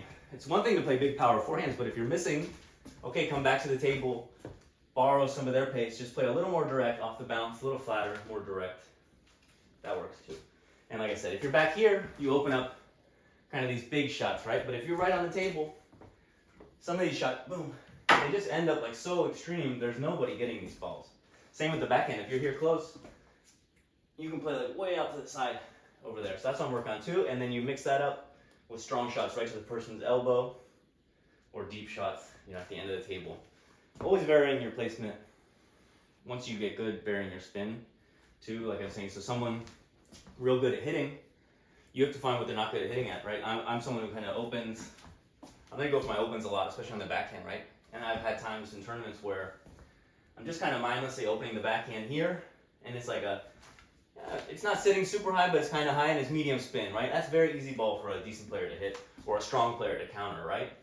Now, the strong player is going to counter a lot of your shots anyway. That's why they're a strong player. But if they're a hitter, okay, well, now I just keep my ball lower, either with more forward spin, and they're going to make a lot of mistakes going up, or kind of lower but dead, and they're going to smack into the net a lot, right? And as long as you can do both, they'll keep them guessing, right? And then same, if someone's real good hitting over here, okay, then just start playing it over there, you know, and then figure out what to do from there. Same. If I'm playing one backhand trying to pivot and they're catching me here and over, okay, I'm going to stop pivoting, right? Just more backhands. I'll actually just start to sit here on the table and just start punching around. That's why I always, when I was going to tournaments before, and I'd watch the little kids from like good clubs that are trained well, they're like this tall, and they're sitting here just punching the ball with their backhand off the bounce. And I'm like, well, if this kid can do that, certainly I can do this, right? Like, what's stopping me from just coming here and just punching these balls with my backhand? It should be easier for me, right? The only better thing is, one, they're shorter, so they see it like this. Two, they're training like all the time in summer camp mode. Okay, good. But, you know, we can make up for that in some ways. And also their reactions and stuff are very fast. All right, that kid's good for them. They got a good future ahead of them, right? But we get to play ping pong for fun, so that's good too. Anyway, like I said, keep working this. The serve that's been working lately, as far as like, it feels good, and I'm making less mistakes and getting more opportunities. Like I said, kind of here. I watched it some in like actual play was Gerald Montijo and Brian Mena from the Broward tournaments, kind of using this and then coming through here, but also that Global TT Studios, a real good channel on YouTube, free videos with Coach Han, and she was working on it. And that's when you can kind of get here, right? Like, if all you're using is this, how do they know if you're going to serve long from here or half long? And that's really tough. And then if the half long one bounces twice a lot of times, they're going to struggle as long as there's a lot of spin. And if the long one's deep on the table, right? So I'm here, right? One. That was in the middle, but still, you heard it spin. And the reason I like this one now a little more sometimes is because it's easier to keep it short with lots of spin because I'm kind of coming horizontally on it, right? As opposed to this one, it's fine, but it goes a little more forward, more automatically. But you can get a little more extreme angle on this one. So you just gotta figure out what works for you, what sets it up. So like lately, I'm trying to work on my backhand third balls because I'm so used to serving and just attacking everything for me. So I want to serve and get ready for my backhand and get better at that, because then also that opens me up a little better here to cover this for here. So what does that mean? Well, I'm serving out wide with the backhand with a lot of spin. And like I said, I'm trying to get set up a little more out here. And then same, if you serve this one over there, you have to be kind of ready to cover this one. And then if it does come over here, I wasn't aiming for that. I can't take credit for that ball. But same, I repeat myself sometimes, but if you serve the right side spin right into their backhand, it's naturally going to kind of come back straight because they're dealing with the side spin, right? So just think about that. And then same, if you serve it like this, side top spin, it's going like that. And then if they cover it the right way, now it comes back the other way, right? And you have to be a little bit careful playing this ball out there because the side's going to take it. But what don't you have to do? Well, you can crunch it down this way. So you serve long there, with the right side spin, it comes back. Boom, finish here. Same thing now. You serve short to this spot, sitting this way, and now the racket's like this. Okay, the side spin doesn't change. Now it's going this way even more. Yeah, because it kind of just reflects off the racket, right? And so now if you try to go this way, the side spin might take it in the net or take it off a lot, but if you hit it fast down the line, it's going to work for you. So that's already two combinations that you could kind of like focus in your mind, lock in, right? Sometimes for a long time you need to just like lock in certain combinations. And you say, hey, if they know what I'm doing, who cares? Because I know what I'm doing and I'm going to do it, right? So I think short hook serve there, get this ball, play there. Okay. And then the long hook serve here, either play the forehand over here, or, right, and then play your backhand here a little more. So you've moved them out there, and now you're pressuring them on the other side. You've made them switch. And it doesn't have to be so extreme. It could be a wide serve and then a middle, like their elbow. Or it could be a serve to the elbow, then a wide one. Or two, you know, one wide, one wider, right? Things like that. Just got to think of what's difficult for you to deal with, then try to make your opponent deal with it, right? Like I struggle forehand pendulum serves that jump from here to here, right? Because I like to return a lot of stuff in the middle that's going on with my forehand. So I see this ball here, and I start going like this, and then it jumps on me, right? And I'm stuck with some of these awkward balls. And even make a positive shot, now I've opened up all this, and my momentum is going this way. So what am I doing to fix that? Well, if I do this, like my coach tells me, playing real aggressive with the forehand. Okay, go for it. I've moved, I gotta play strong. Or stay here and use my backhand on the middle of the table and flick, because actually I have a good backhand flick when it's working, and I'm getting better with the overall backhand returns and spin, right? I'm getting pretty good at just spinning the ball heavy enough back of them that it kind of throws off their game, which is what good players do to me too, right? If I'm used to serving this, getting kind of a weak return and just killing it is one thing, but if they spin it back at me, it kind of jumps, and now I'm making mistakes. To me, that's the biggest difference in a lot of tournaments, especially at like intermediate level. I used to always do, right? A lot of times I start a match kind of playing consistent with pushes against their underspin serve, seeing, hey, can they attack these pushes? And some people can just blast through your pushes. Okay, well then I'll start flicking. And all of a sudden all these blasts are flying everywhere and they can't do anything. So you have to figure it out. And like that's the turning point in the match, right? You could be down 2-0, which happened to me plenty of times. And I say, okay, I cannot give these extra balls. Or same, if you're serving underspin and they're doing a good return and you're giving them an extra ball, now they've neutralized your serve. No. You serve, and if they give you a good return, who cares? Just go for that one because you're not winning the other exchanges anyway. Or, even simpler, if you're serving underspin and they're doing a good job with it, stop serving underspin, right? Start serving side spin or side spin, top spin, or just top spin or dead balls, right? And you got to figure out, okay, how many people at the intermediate beginner level can really cover serves here and there if they're good serves? So that just means you have to become a better server, better attacker. Too much in the middle. All right. What else we got? 2 and 2. Okay, because I struggle with that, right? Because I have a tendency to kind of hit one and move, or play diagonal, play down the line. I struggle to play consistently 2 and 2. So let's see what we're working with here. I'll put it on 70. Okay, so right now 70 is a good rhythm for me. I was doing 60 last time. We'll mess around with it different times. But this is 2 and 2. I don't need a tower. I'm going to move it.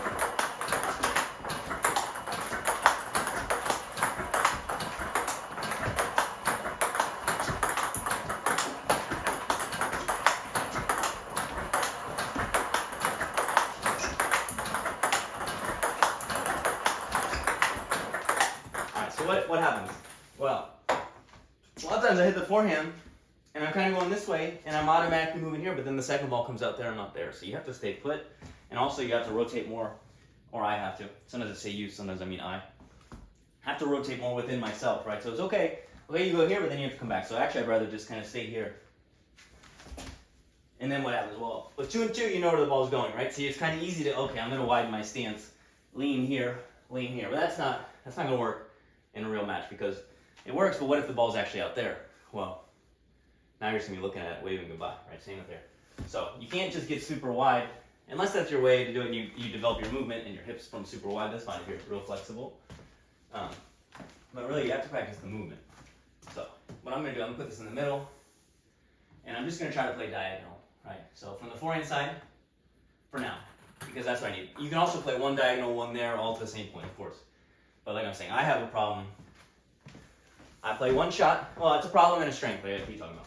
I play one, and then I automatically am just playing down the line the other one, right? Or same, I play down the line, then I'm crossing them. So that's good. Effective in matches, puts pressure on your opponent. But you can't automatically do that, because sometimes, for example, I play a backhand, and they just have to get that one back, and they know I'm going to give it here, and then they're going to cross me up over here. And I have a tendency, instead of cutting off the angle, I'm here, and I take like a step back in here, but now this angle is way too open. I'm also just, goodbye, waving to the ball as it goes by me. So, gotta stay close, and then same. Gotta use your footwork. 1, 2, 1, 2. And I'm going to try not to lean over, not fall over. That's why the strength's important.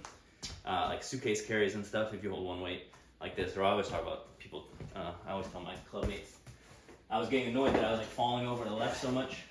So what did I start doing? Well, instead of rolling my backpack around, I just started carrying my bag on this shoulder a lot more, right?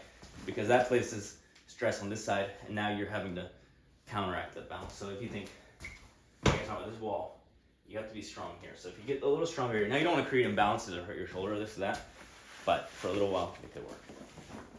Down to the backpack, either you can carry a weight or a kettlebell, or this one's suitcase carry, this one's weighter carry. They're both good. Maybe we'll get into more fitness stuff sometimes, but anyway, I'm gonna try, like I was saying, I'm gonna try to play forehands to the forehand side, because for me it's good if,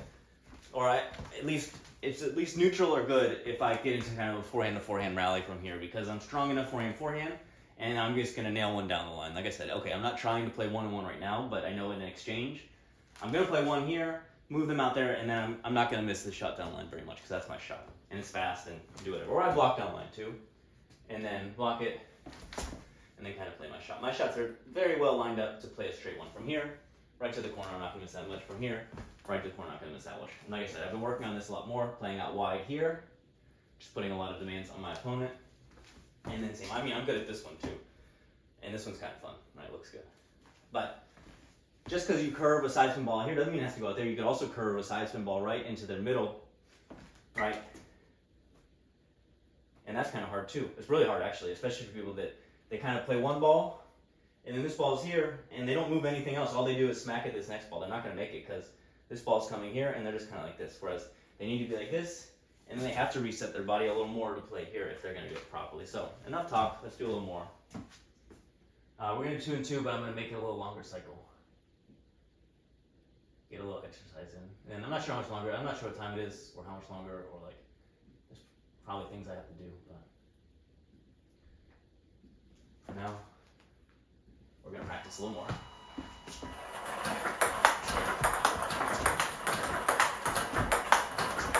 Just move.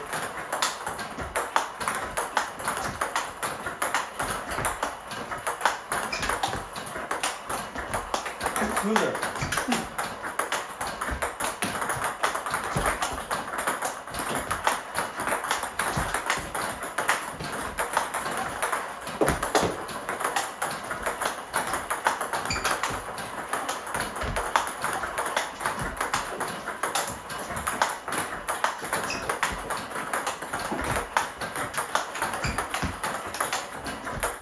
So what do I see? Well, it's a good example, especially for my backhand. My backhand is a little, like I said, a little too flat, too lifty, right? So I play the first one, and now my second one's going up here.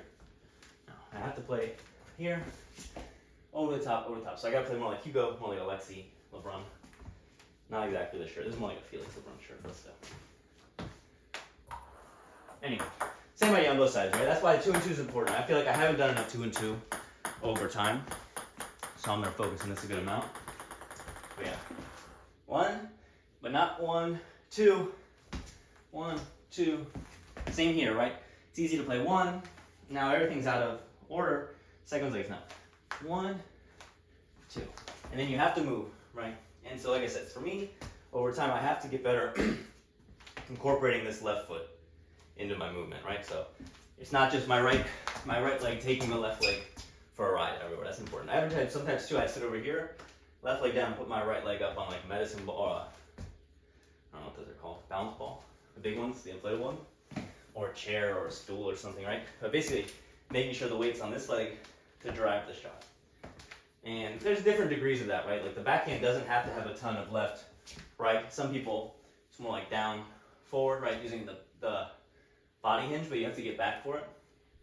But I think nowadays, things have kind of almost come around full circle. Like there was definitely a very compact movement for a while, but now people are really powering up the backhand. Of course, you know, some of the movement's still compact, right, in the arm, but they're using a lot of power from the body. So it's not a big, necessarily kuranga strike, even though a lot of people are using that, right? But it's more using a lot of body, but into a short, compact, focused stroke, right? If you can focus the acceleration, the power, and then it's same. when I do it, I don't use much wrist because I was trained not to use wrist for a long time. And now it's not so much using the wrist to power, but it's letting the wrist transfer the power as you kind of firm up at impact, right? So I'm not sitting here powering it like this at all, but swinging this, and then right as I'm about to hit, kind of tensing up this area, right? Just like the serve right here. And if you can concentrate the power a little bit. So, like I said, this is for beginner intermediate stuff. I'm kind of still at the intermediate level, but working on it. And it's a tough game, especially learning as an adult. Definitely kind of respect the time everyone puts in and getting different things. So play tournaments, those are good. Train your serves a lot, right? Like a lot of people are playing a lot of tournaments, and I say, well, I've seen a lot of people that go to tournaments all the time and they're not getting better, right? So it's not just tournaments. It's tournaments and training, but to win matches, think about it. Every point is like this, starts here, and then the next ball, right? I missed the serve. Okay, that's your point. So you better practice it. Then you got to practice the shots that come up. Hey, what's up, Max? Sorry, I just saw it now. No, I'm not going to Broward. Maybe later in the year. I was thinking March, but I actually have other stuff going on. So maybe May, go to Broward. Not in a super rush for the tournament stuff because, one, kind of time consuming. The costs add up. And I'm kind of, doing stuff around here in the club, practicing, and then also around the house and friends and things like that. So working on those things, but I will get back to tournaments a little later in the year and go to Broward probably in the summer, things like that. So it's definitely good to do, but at the same time, got to go through stages. And I know a lot of things I feel like I need to work on at the moment. And I saw you said something else. What did you say? Yeah, we've been walking up, right? So yeah, the body automatically wants to stand up, right? Like it's natural. That's the one thing I learned too, right? Like think about it. If literally just squatting over and like this wears out all this stuff within a few seconds, how are we going to stay down for a real rally or a whole day of table tennis or tournaments and stuff, right? So that's why I say all the things are important. You have to have the leg strength, sure, and the ankle mobility, but you also have to have this core strength, and your hips and back have to be able to, move around in a certain way to make it possible. Or not everyone has to play real low and forward, right? Some people are going to play more stood up and straight, and you have to make the adjustments here. Okay, you're going to play a little bit further away from your eye level with the ball. You're going to play a little bit maybe more direct and through the ball, as opposed to someone who's real far down and looping. You could get your racket lower and kind of end up more eye level, be a little here spinning over the ball. Different strategies. Same with not everyone's going to try to cover a lot of ground. Some people are going to stay there, and actually it's more effective style in many ways. So yeah, but it's true. Like that's a useful thing for these videos. I'm specifically going to keep having to see just how much higher I'm standing than it feels like, right? Especially it could feel like I'm staying low and this and that, and then I look on the video and it's kind of like I'm playing like this, and that takes a while to figure out. I've been trying for a long time, but until I get the hip mobility kind of strengthen or stretch out the hip flexors more and the hamstrings get a little better, and then the shoulder mobility and chest stretches, right? Because like I say, if we're like this, sitting on a computer a lot, sitting as adults and stuff like that, as soon as you lean forward like this, there's no way to play if your shoulder and arm doesn't even go up there, right? It's just like the ball's gonna fly by and we're sat there like this. So some people, also depending on the length of their limbs and torso and this and that, right? Like I have pretty long femurs, so if I just sit down, I'm falling down all the time, right? I'm like falling backwards. But if over time I can get my ankle mobility better and the strength here to get a better angle here, which is what you'll see with the pros a lot, right? There's a lot of things that we kind of point at and stuff, but man, the pros, especially playing since they're kids, their ankles are able to go here, right? They're very far forward. They have no problem playing over their toes almost, right? Whereas we do that for like a few seconds and now we're tired and falling over this and that. Or like I was saying here, I can start one backhand here, fine. Now the second one's here. Now I'm moving here, okay. By the time I come back, now I'm standing up, right? Like it's not there. So let's try a little more with the focus on staying low. And that's why you'll see with the row, I'm not really practicing a lot of lifting underspin right now because I'm good at that, and I want to get better playing over the top, playing more direct. And then I'll put them together more later, but really if I can just get a lot more confident playing my backhand over the top, playing a little more aggressive against these blocks and stuff, because right now, playing a little bit, I have to either play safe against the blocks to not make too many mistakes, or I make a lot of mistakes playing aggressive. I have to kind of choose between the two, but I'd rather be able to play a little stronger with safety against the blocks here, boom, and then I'll get my opportunities here. And same, as I change my game, as I play more aggressive backhands in the middle, it changes how I get to my forehand. So I have to get better at that too. Like a lot of times now, I play good backhands here, but all this weight's here, all this, and now I'm kind of vulnerable here, vulnerable there. But the shot itself's getting better. So you have to figure out what you're focused on. We can't improve everything all at once, especially as adult learners and kind of beginners and intermediates. You're not gonna, crack the code one day, 1 week, 1 month, or even a year, right? It takes a long time, and you go up and down. And sometimes you'll fix one thing, right? Like, so the more I work on my backhand, at times it kind of messed up my forehand, right? Like I was just talking about. Same, then you'll go back to doing your forehand, your backhand gets messed up. Or you go on your transitions, you get better transitioning, but the shots themselves feel like they're not there. Or, you know, you start doing a lot of serve and third ball stuff, and all of a sudden, the footwork drills and the 2-and-2 and the Falkenberg start to feel slow or sluggish. It's hard to do all the things at once. And then same, the physical conditioning is very important, but as you're building up the physical conditioning, you're going to be tired, and that's going to affect how you play too. So at the end of the day, you have to kind of pick what you want to learn, what you care about, and try to have fun with it, right? Like for me, it's always a struggle to not get frustrated at certain things, whether that's playing poorly, but really it's just like not developing certain things in the way I want to. But we're playing a game for fun and trying to improve, so I've got to keep things in perspective, you know.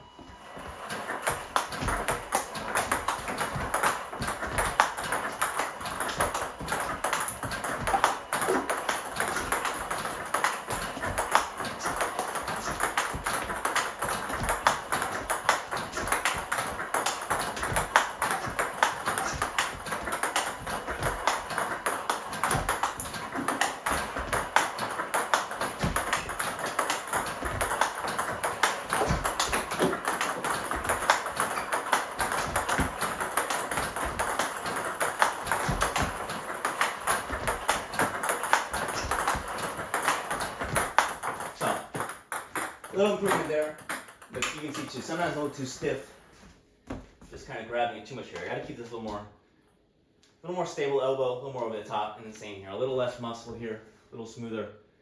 And it's important to notice too, like, if you're hitting the ball at a certain speed, it's going this fast, but the spin has to bring it down, right? So if you're hitting the ball super fast, it's not going to come down, even if the shot's decent, because there's just no margin for error. So slow it down. Give your ball a chance to lay on the table. Focus on placement. Focus on spin and variation. All right? That's enough of that one.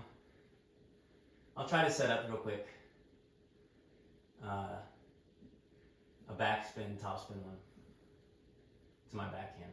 Let's see. Okay.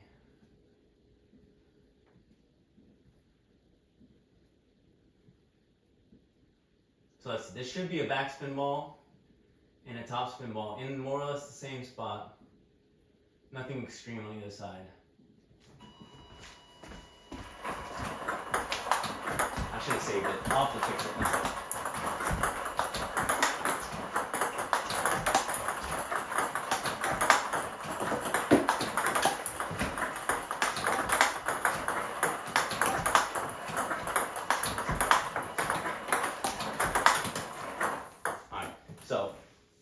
That's what I was talking about before about the recover after, but I forgot that once I make those changes, I guess, on the computer, I have to press save each time or it's not working. So we'll see. Maybe it'll work this time. But what I was talking about earlier, too, is that I have a tendency on this one, if I open one way, I'm kind of hitting the other way next, right? Which is fine for attacking and kind of sequences and giving people trouble, but it hurts my consistency against, like, quality balls, so I have to be careful with that.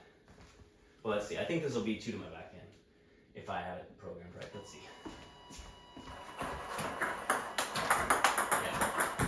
a little high, but I'll figure it out.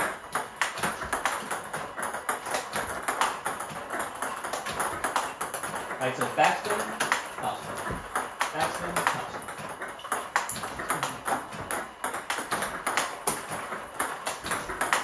All right, that's good. I'm gonna take the backspin ball 1 notch heavier because that was on -2. I want a -3, I think the spin goes up to 7 or something, but you really don't ever go past like 4 or 5. Okay, on that one, and I'm gonna make it a little faster, a little further, like a long push. And then I'll put this top spin to 3, right? So I get a little heavier underspin ball, a little stronger topspin ball. Let's see if this looks natural. Okay. It's making me come over the table. But it's spinnier, you can see.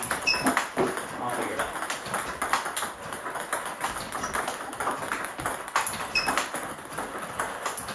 Yeah.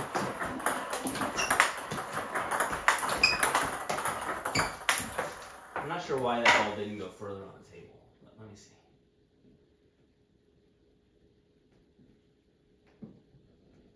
So you can press sample to try a specific ball out. Let's see if that made a difference. Yeah, that's all right. The ball's a little high, but I'm not going to worry about it for now. I was missing it anyway.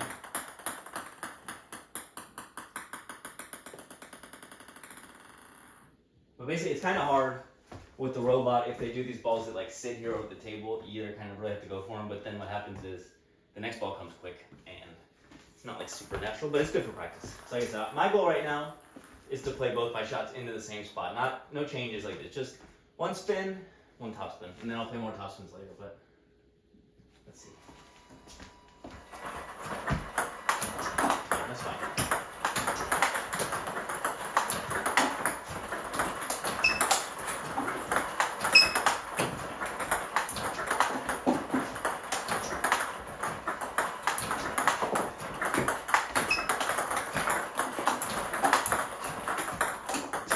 Right now, because now I got the underspin heavier, right? So it's not light, and I'm having to lift it, and the next ball comes quick with topspin, so I have to reset. So I get like this, I need to get back a little more. So let's see if I can do it.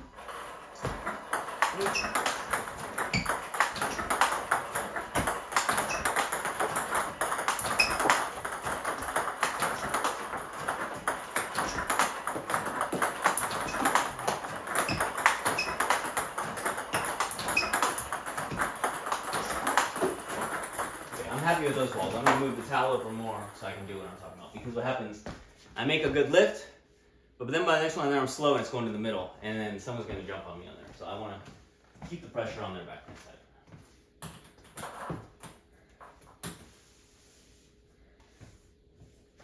And that first ball is pretty heavy as far as the ball taking here. If I waited more and spin it, which I will, so maybe I'll drop the frequency down just a little bit. Because like I said, it's good to have the quick recovery, but what's happening is when it sends that first ball, the ball spends more time in the air before it bounces and before I hit it. And all that time is still calculated before the next ball comes, like the other ones, right? So a normal topspin ball, boom, boom, boom, boom. But the underspin ball is like, boom, then by the time I'm hitting it, the next one's coming, boom. All right, if you needed the sound effect. Let's see, I'm going to wait a little more.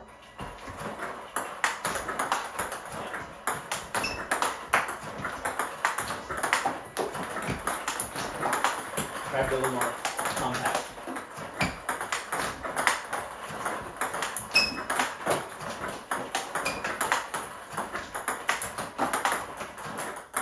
So you can see this is tough, and this is an area where you spend a lot of time practicing it at various stages of development. I haven't done enough lately, but what happens is you're having to really get that first one up, right? Lift it because the underspin, and then all that tension, all this taxes your recovery for the next ball, which is then topspin. So if you're hitting too flat or lifting up, now the topspin ball is going out. So my goal, like I said, I'm going to wait a little more, spin it good. So what's happening? I'm kind of coming out like this. I need to get a little more distance between me and the ball, use my body a little more. And then after I do that, I need to recover, get back just enough, and kind of smooth cover it. So the second ball, I don't want to play fast. I should be playing it slower, playing it more consistently. And the open, just more spin, right? Because what happens, you train with the robot, you get used to how much spins on it, and you can sit there and just hit through it. But in a game, you get a little more spin, a little less spin, a little wider, this and then that becomes difficult. I can also set it to be a little more random like that, which I will at some point, but I'm not trying to make it like that at the moment. But yeah, so basically, the better your spin and the quicker your hand and the more you're using your body, the more variation in incoming ball you can deal with, right? Your spin might go a little higher, a little lower, but your spin's going to bring it down on the table. But if you're just smacking, it works while you're getting it right. Now the ball's heavier, smack right in the net. Now the ball's lighter, you're smacking off the table. And so for now, when you're spinning, you shouldn't hear it quite as much. It should be a little quieter. And that's kind of my goal, like I said. So a good spin, and then kind of come on the top and think. Same idea. I'm not really using my wrist for power. I'm using it mostly here. And what I do, I got to get a little more forward. I got to get a little more distance between me and the ball. Use my body, legs a little more. And then I play this one. And I have a tendency kind of play this and the next one. But for now, I just keep going, right? So this one's a little more up. This one's a little more forward. Same on the if I was doing on the forehand side, right? Up. Forward. I always say it's kind of like a cross, but not quite. And I always try and hit the balls on the table when they're there, right? You might as well practice target practice when you can, because aim small, miss small, they say, right? So if you're aiming for a ball, you might not hit the ball, but a lot of your shots will be in that same little zone like you're playing darts. But if you're just kind of hitting the ball randomly at the table, it's hard to be precise. Maybe you're missing here, missing there. So whenever there's an extra ball on the table, or especially if it's moving and you have a ball in your hand, okay, try and serve and hit it, or even just bounce it and try and hit it. You get your target practice reps in, and it's important. All right, let's try a little more of this. I've been doing this for a little while now, so I'll probably call it pretty soon. So wait. That's it.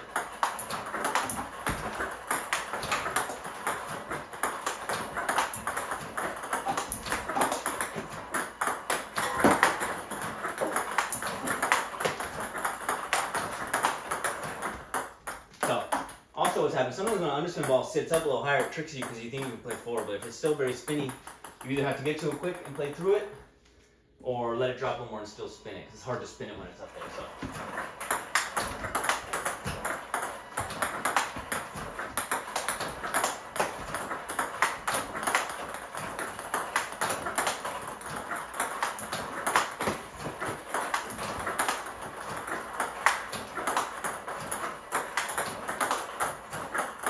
So those were good there where you saw the rhythm, right? The first one, I'm adding a lot to the ball because I'm having to overcome the spin. The next one, I'm not trying to add a ton of speed or spin. Just be smooth and over the top and guide it. I'm going to do this drill a lot over time, then I'll do it where right now they're still in the same spot, but you can do it sectors, and then you could do, which is important for me, okay, so you lift your underspin from the forehand and then cover the backhand. That's a very important transition, especially if you play your forehand open a lot to there, to the backhand, because then they play it back here. So over time, we'll do more of that, but whereas the footwork demands are higher on these drills I was doing earlier, the physical demands start to kick in when you're trying to lift these underspin balls because it's easy to tense up. And I'm fighting the robot, like I said. The robot is not a person who's just kind of also getting tired. No, the robot just going to keep throwing balls at you. And you can even crank up the spin, they're really heavy. So little by little you play some heavy ones, but it's not always about how heavy can you crank up the spin on the robot to deal with it, because it might be unnatural and you might just get used to certain things. But sometimes do it. Sometimes do really heavy topspin or really heavy underspin, but also the flat balls, dead balls are important to learn how to generate spin off a dead ball without sending it so high that they kill it or putting in the net too much. Insane. Sometimes it's going to be 2 backhands, right? Lift, over the top, or lift, punch, or 3, 4, whatever. Sometimes it's going to be lift with the backhand, cover with the forehand to topspin. Moving there, or the same thing, or play to the middle, pivot, boom, boom. So I can do up to 8 balls in a sequence, and I will, but we're not getting to that point yet. So yeah, shout out to Max for chatting with me. Good questions. Hope to see you in the club soon. Keep practicing. I heard there's some good stuff going on more in your area, I think, with the new club. So hope that all works out. Hope you guys get a good place to play down there. Get it all set up. See, we got 4 viewers right now. What's up, El Kuda? How do you turn on captions? I'm not sure. I could check later. I'm not sure if I need to put a setting to turn on captions. I'm not sure the captions can keep up with me. No, just kidding. If you ever have any questions, ask me to repeat it. I know sometimes I talk quickly or mumbling. Or which language do you speak? I can try to speak it. Keyword is try, right? But shout out, LC Kodo. Let me see. ¿Hablas español?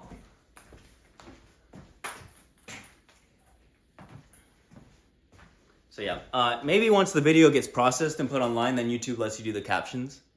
But in the live video, I don't know I'm not sure how the captions work. I don't have it on auto dubbing or anything because I heard auto dubbing is kind of silly. Maybe I'll do that in the future. There's still a work in progress. Right.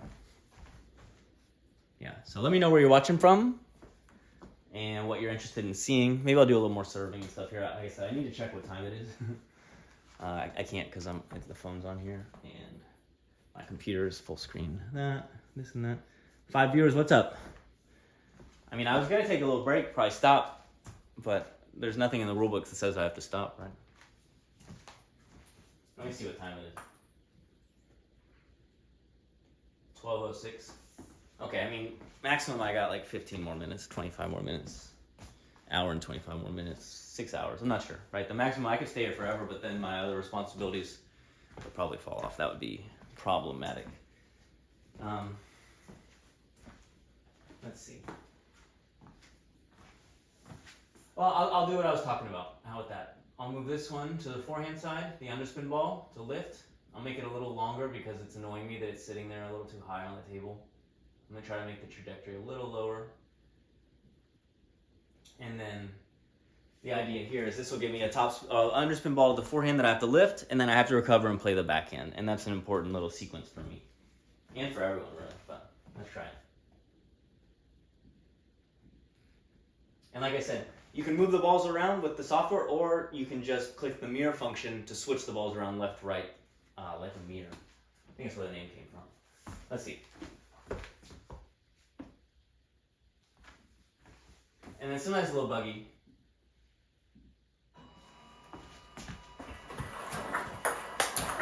Yeah, let's go. So I'm going to play forehand down the line and cover.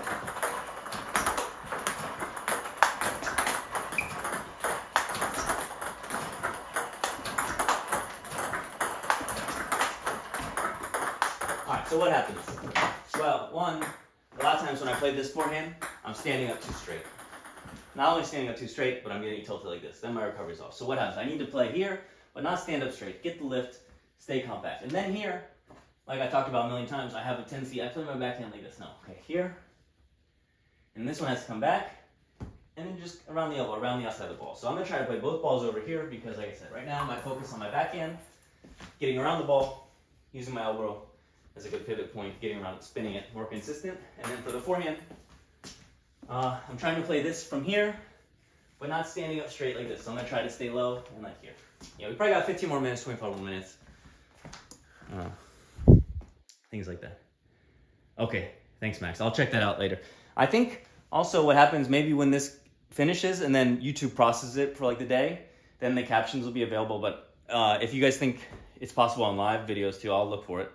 Because that's actually, like I said, in the club, I don't want that stuff anyway, and it wouldn't make sense because you can't really hear us and it's a lot of noise. But in here, I want people to be able to understand me for the most part, unless I say something silly. Then I prefer you guys didn't understand me. No, just kidding. The silliness is part of the fun. All right, so I'm gonna keep doing this. Sometimes I'm gonna open up over there. Fine, no big deal. They're a little different in that. Okay, over here you can kind of carry the ball a little more with your rotation. Right, so you can really get it played. You have more diagonal space. You can really carry it over there. And then here, you have to get your angle right a little more, and you can't carry it quite as far without like end up pushing it this or that.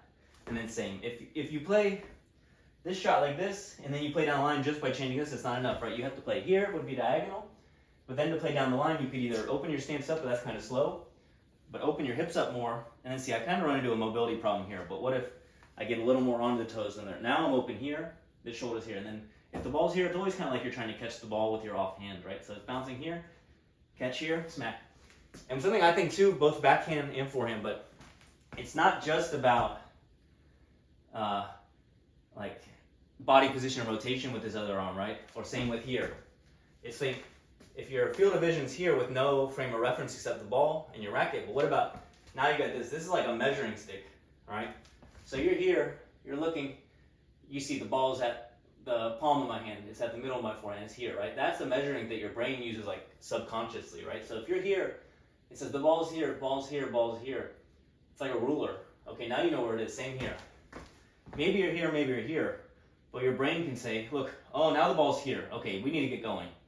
And then it also sees your knee, which is kind of where you're gonna hit. You're gonna hit either kind of above your knee or somewhere in between where this hand is and this knee is, kind of like in between, right?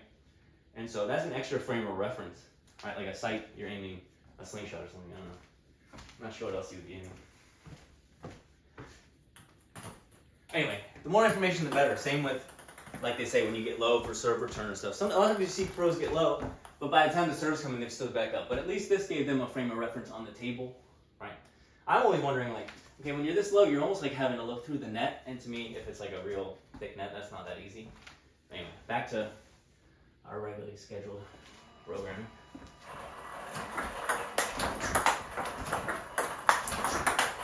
Yeah, this is important for me to get around the ball. It's quick.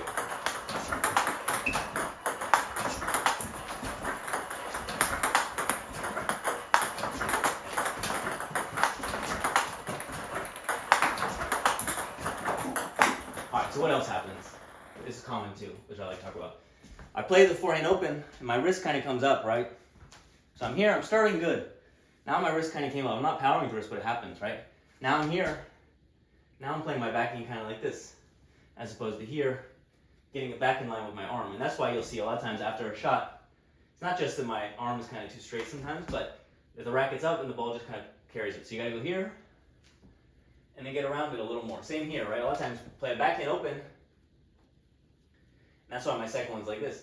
Gotta play it and then get back around it, right? So you gotta be, that's why you gotta be kind of loose and then firm up a hit and then loose again to get back. Or same, you kind of play the backhand open and now we're kind of stuck here. One thing, also, say you serve or they serve, okay, we do a push. And now we're here, we're stuck. Okay, here, and then get back. Here, now we're stuck, okay? Here, and now get back, right? You have to get, not because you're powering with the wrist, but you have to have that range of motion to start your shot to get through the ball, right? So here, and then get it there. And even if I'm not flicking with the wrist, I have to be able to use it, right? But if I'm here, there's nothing here. And same, that's why for a while, you know, for a lot of beginners, don't even worry about some of the short stuff. Just worry about a nice strong push, because what happens? Someone serves or someone hits a shot, and you give them this strong push, their arm's like this, their elbow's already bent, they're not using their body. A strong push from here, they're never going to get it over the net, right? They're just like this. But what happens? Well, okay, if they're here, now they can do it just with this, or even just with this, some people, right? Fine. But here, just with this, you can get enough, but then imagine here. Now you've got more than enough. So from your perspective, give people hard pushes sometimes if they can't open them, because you're going to get either a push back that you can attack or a bad shot from them. And then for yourself, make sure you're recovering kind of the right wrist positioning, arm positioning. Yeah. Do a little more, but I'm not trying to push it hard this morning. So now that I'm lifting, I'm just going to work kind of going against what I'm supposed to be doing. See, I keep missing. I got to get the top of the net.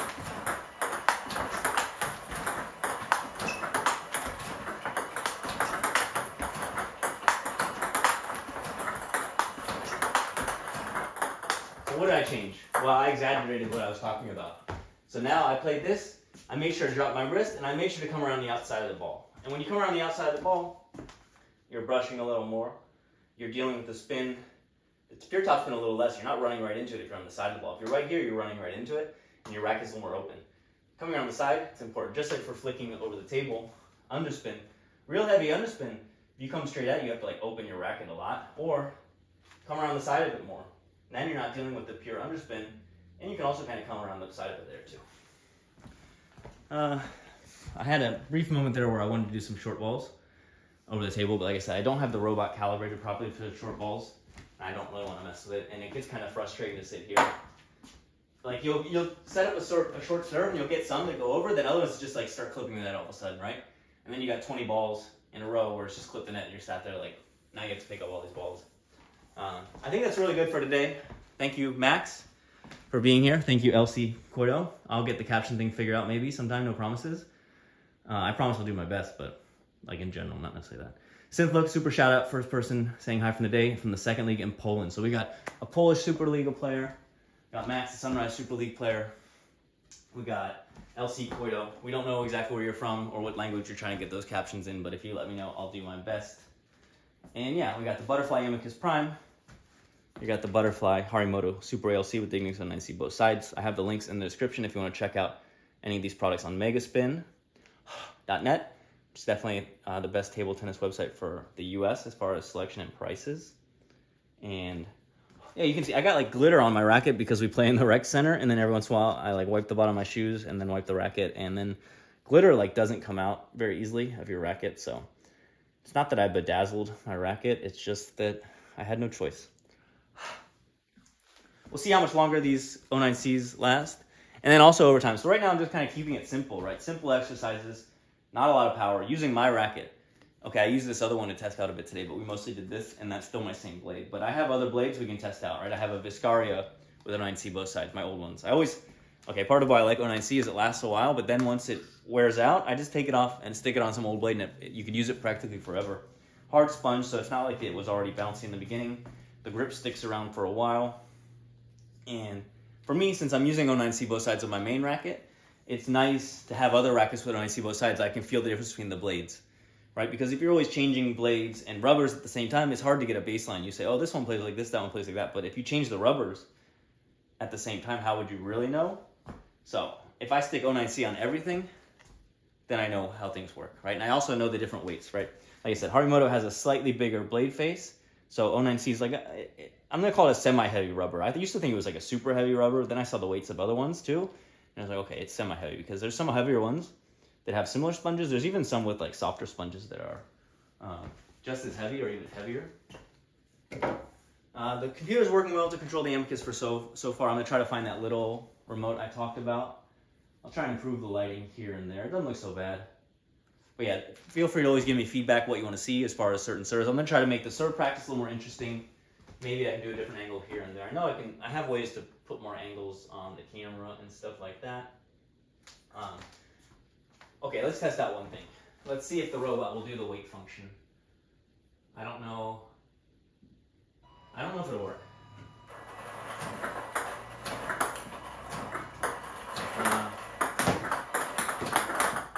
Considering it didn't weight at all, it didn't work. But let me see if I can mess with that real quick, just to give you a preview.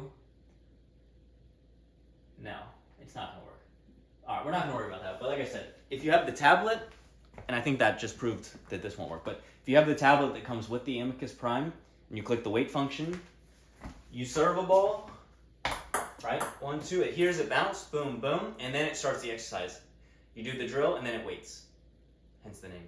And then you serve again, it does it again.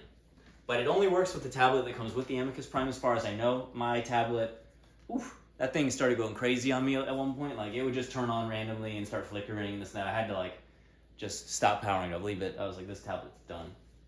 So I have it on here, but now I can't use the weight function. That's kind of a bummer. But one thing I could do is I could set the frequency real low for one ball, but that's not quite the same idea. But anyway, sorry to get your hopes up on the weight function. You'll have to wait for the weight function, just like all of us. What's up?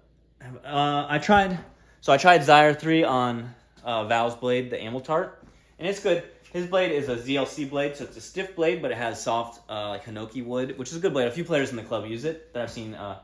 Felipe and Deepak also have this blade. It's discontinued now, but basically a stiff blade but a soft feel, which is a good base for the Zyre 3.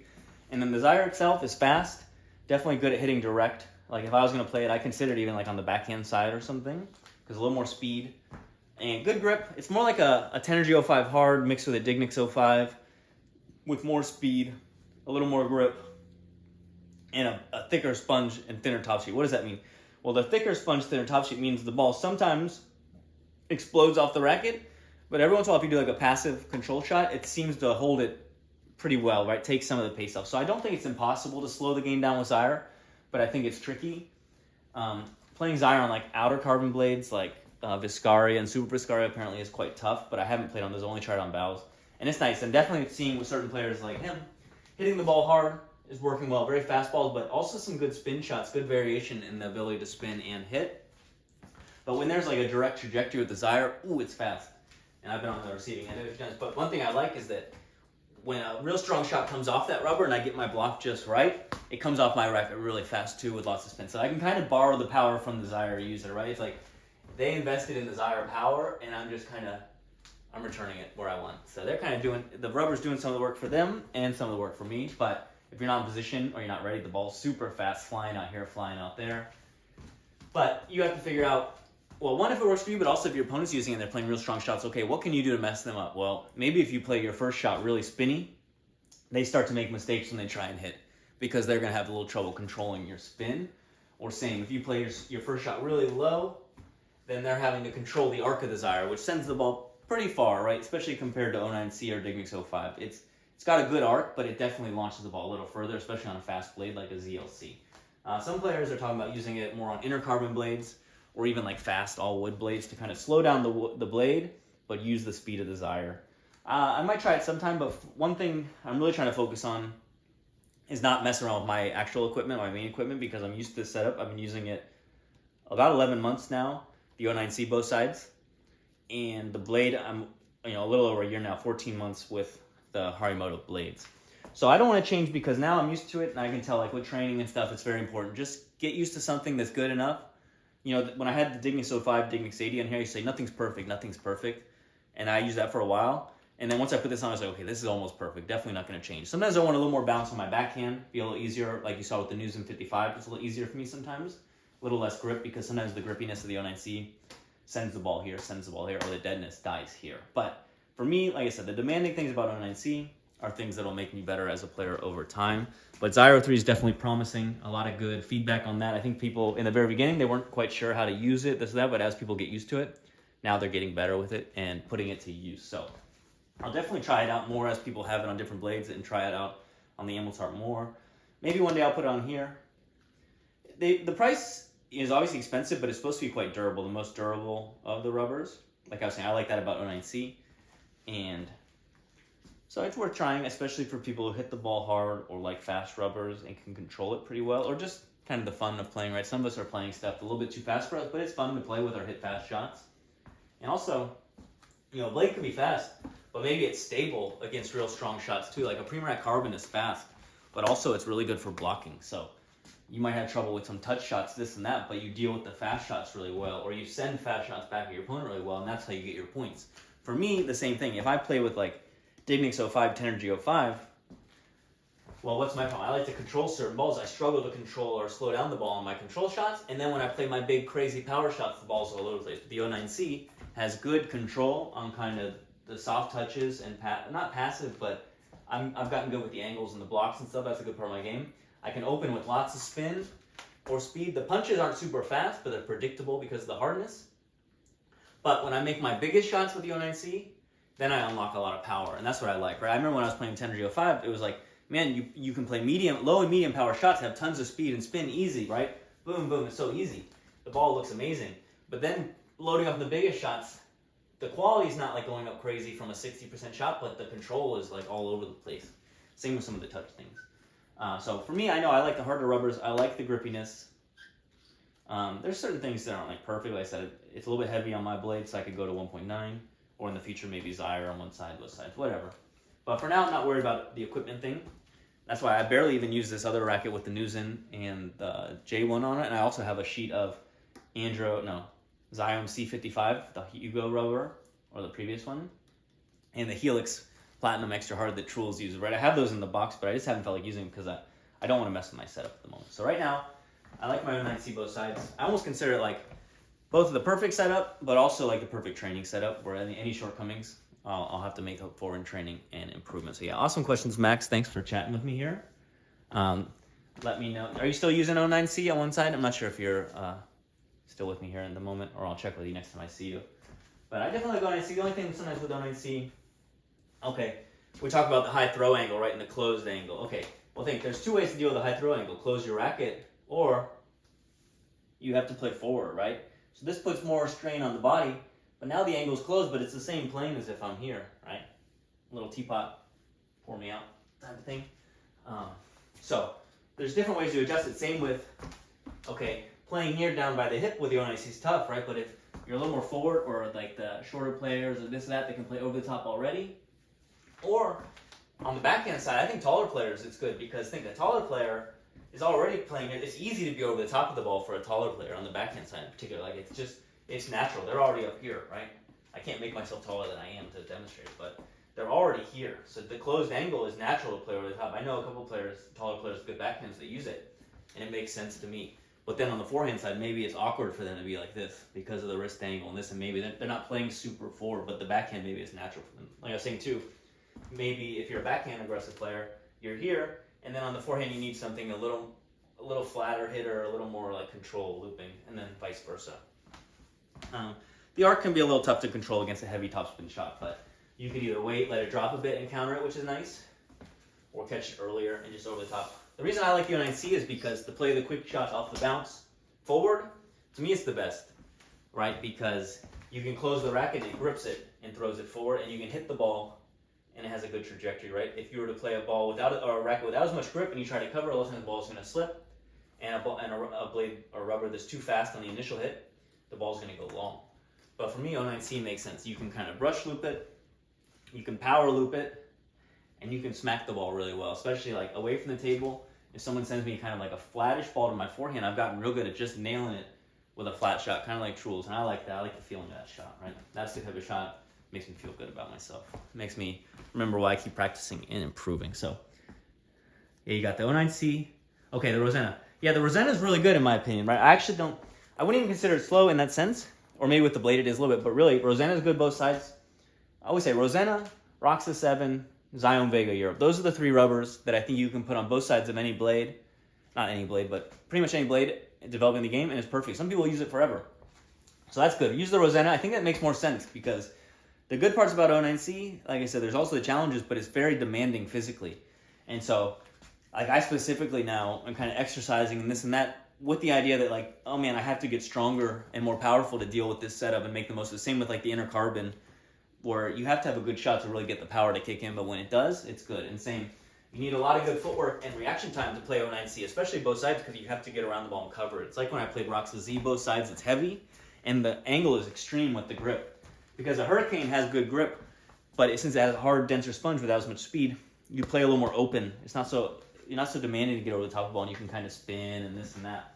But 09C or Roxa Z, the hybrid rubbers like that, not all of them, you have to cover here and cover here. That's a lot of range of motion for a racket. And if you're not quick enough, you're going to get caught. That's why I get caught here sometimes. But I like those demands for now because I think, well, I'm quite happy with this setup. So say, well, I'll be 37 pretty soon. But by the time I'm 40, I'll be pretty good if I stick with the same racket and train hard. And it's not inconceivable to think that I'll be in better physical shape by then because I have not been consistently training physically over the years, like regimented, right? I do some here, do some there, but then I get injured, this and that. So trying to put everything together, be smarter, and that's where this kind of play is coming back in. I'm not hitting super hard, but I'm focusing on placement in this. So the Rosanna I think is really good. Medium sponge hardness, medium bounce, medium grip. And then, sure, it acts as a jumping board to other rubbers, Tenergy 05, Dignics 05. But not even think about it, you could play Rosanna forever. So I think that's good. Glad to hear that. I think that's a good... it's a good rubber to put on anything, right? Some people like Fast Arc G1 too. I personally don't like Fast Arc G1, but a lot of people do, so maybe it's worth trying it.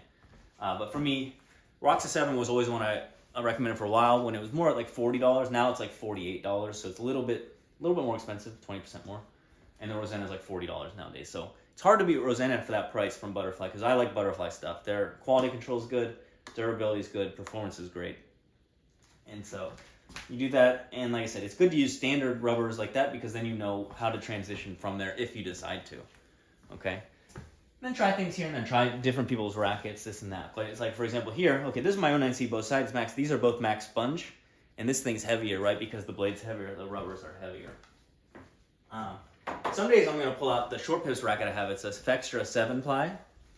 So 7-ply all-wood racket with short pips on one side, and I like how that feels to hit the ball because with short pips you hit through the ball a little more, catch the direct trajectory, and especially on my backhand I need to work on that instead of kind of spinning or this or that. So those are all good things. Like I said, anyone always watching, tell me your equipment, ask me questions about my equipment, your equipment, what you like to do. Okay, yeah, cool. That's awesome. Well, yeah, keep it up with the training. I definitely want to visit when you guys get the new club going, hear good things. And that's exciting, right?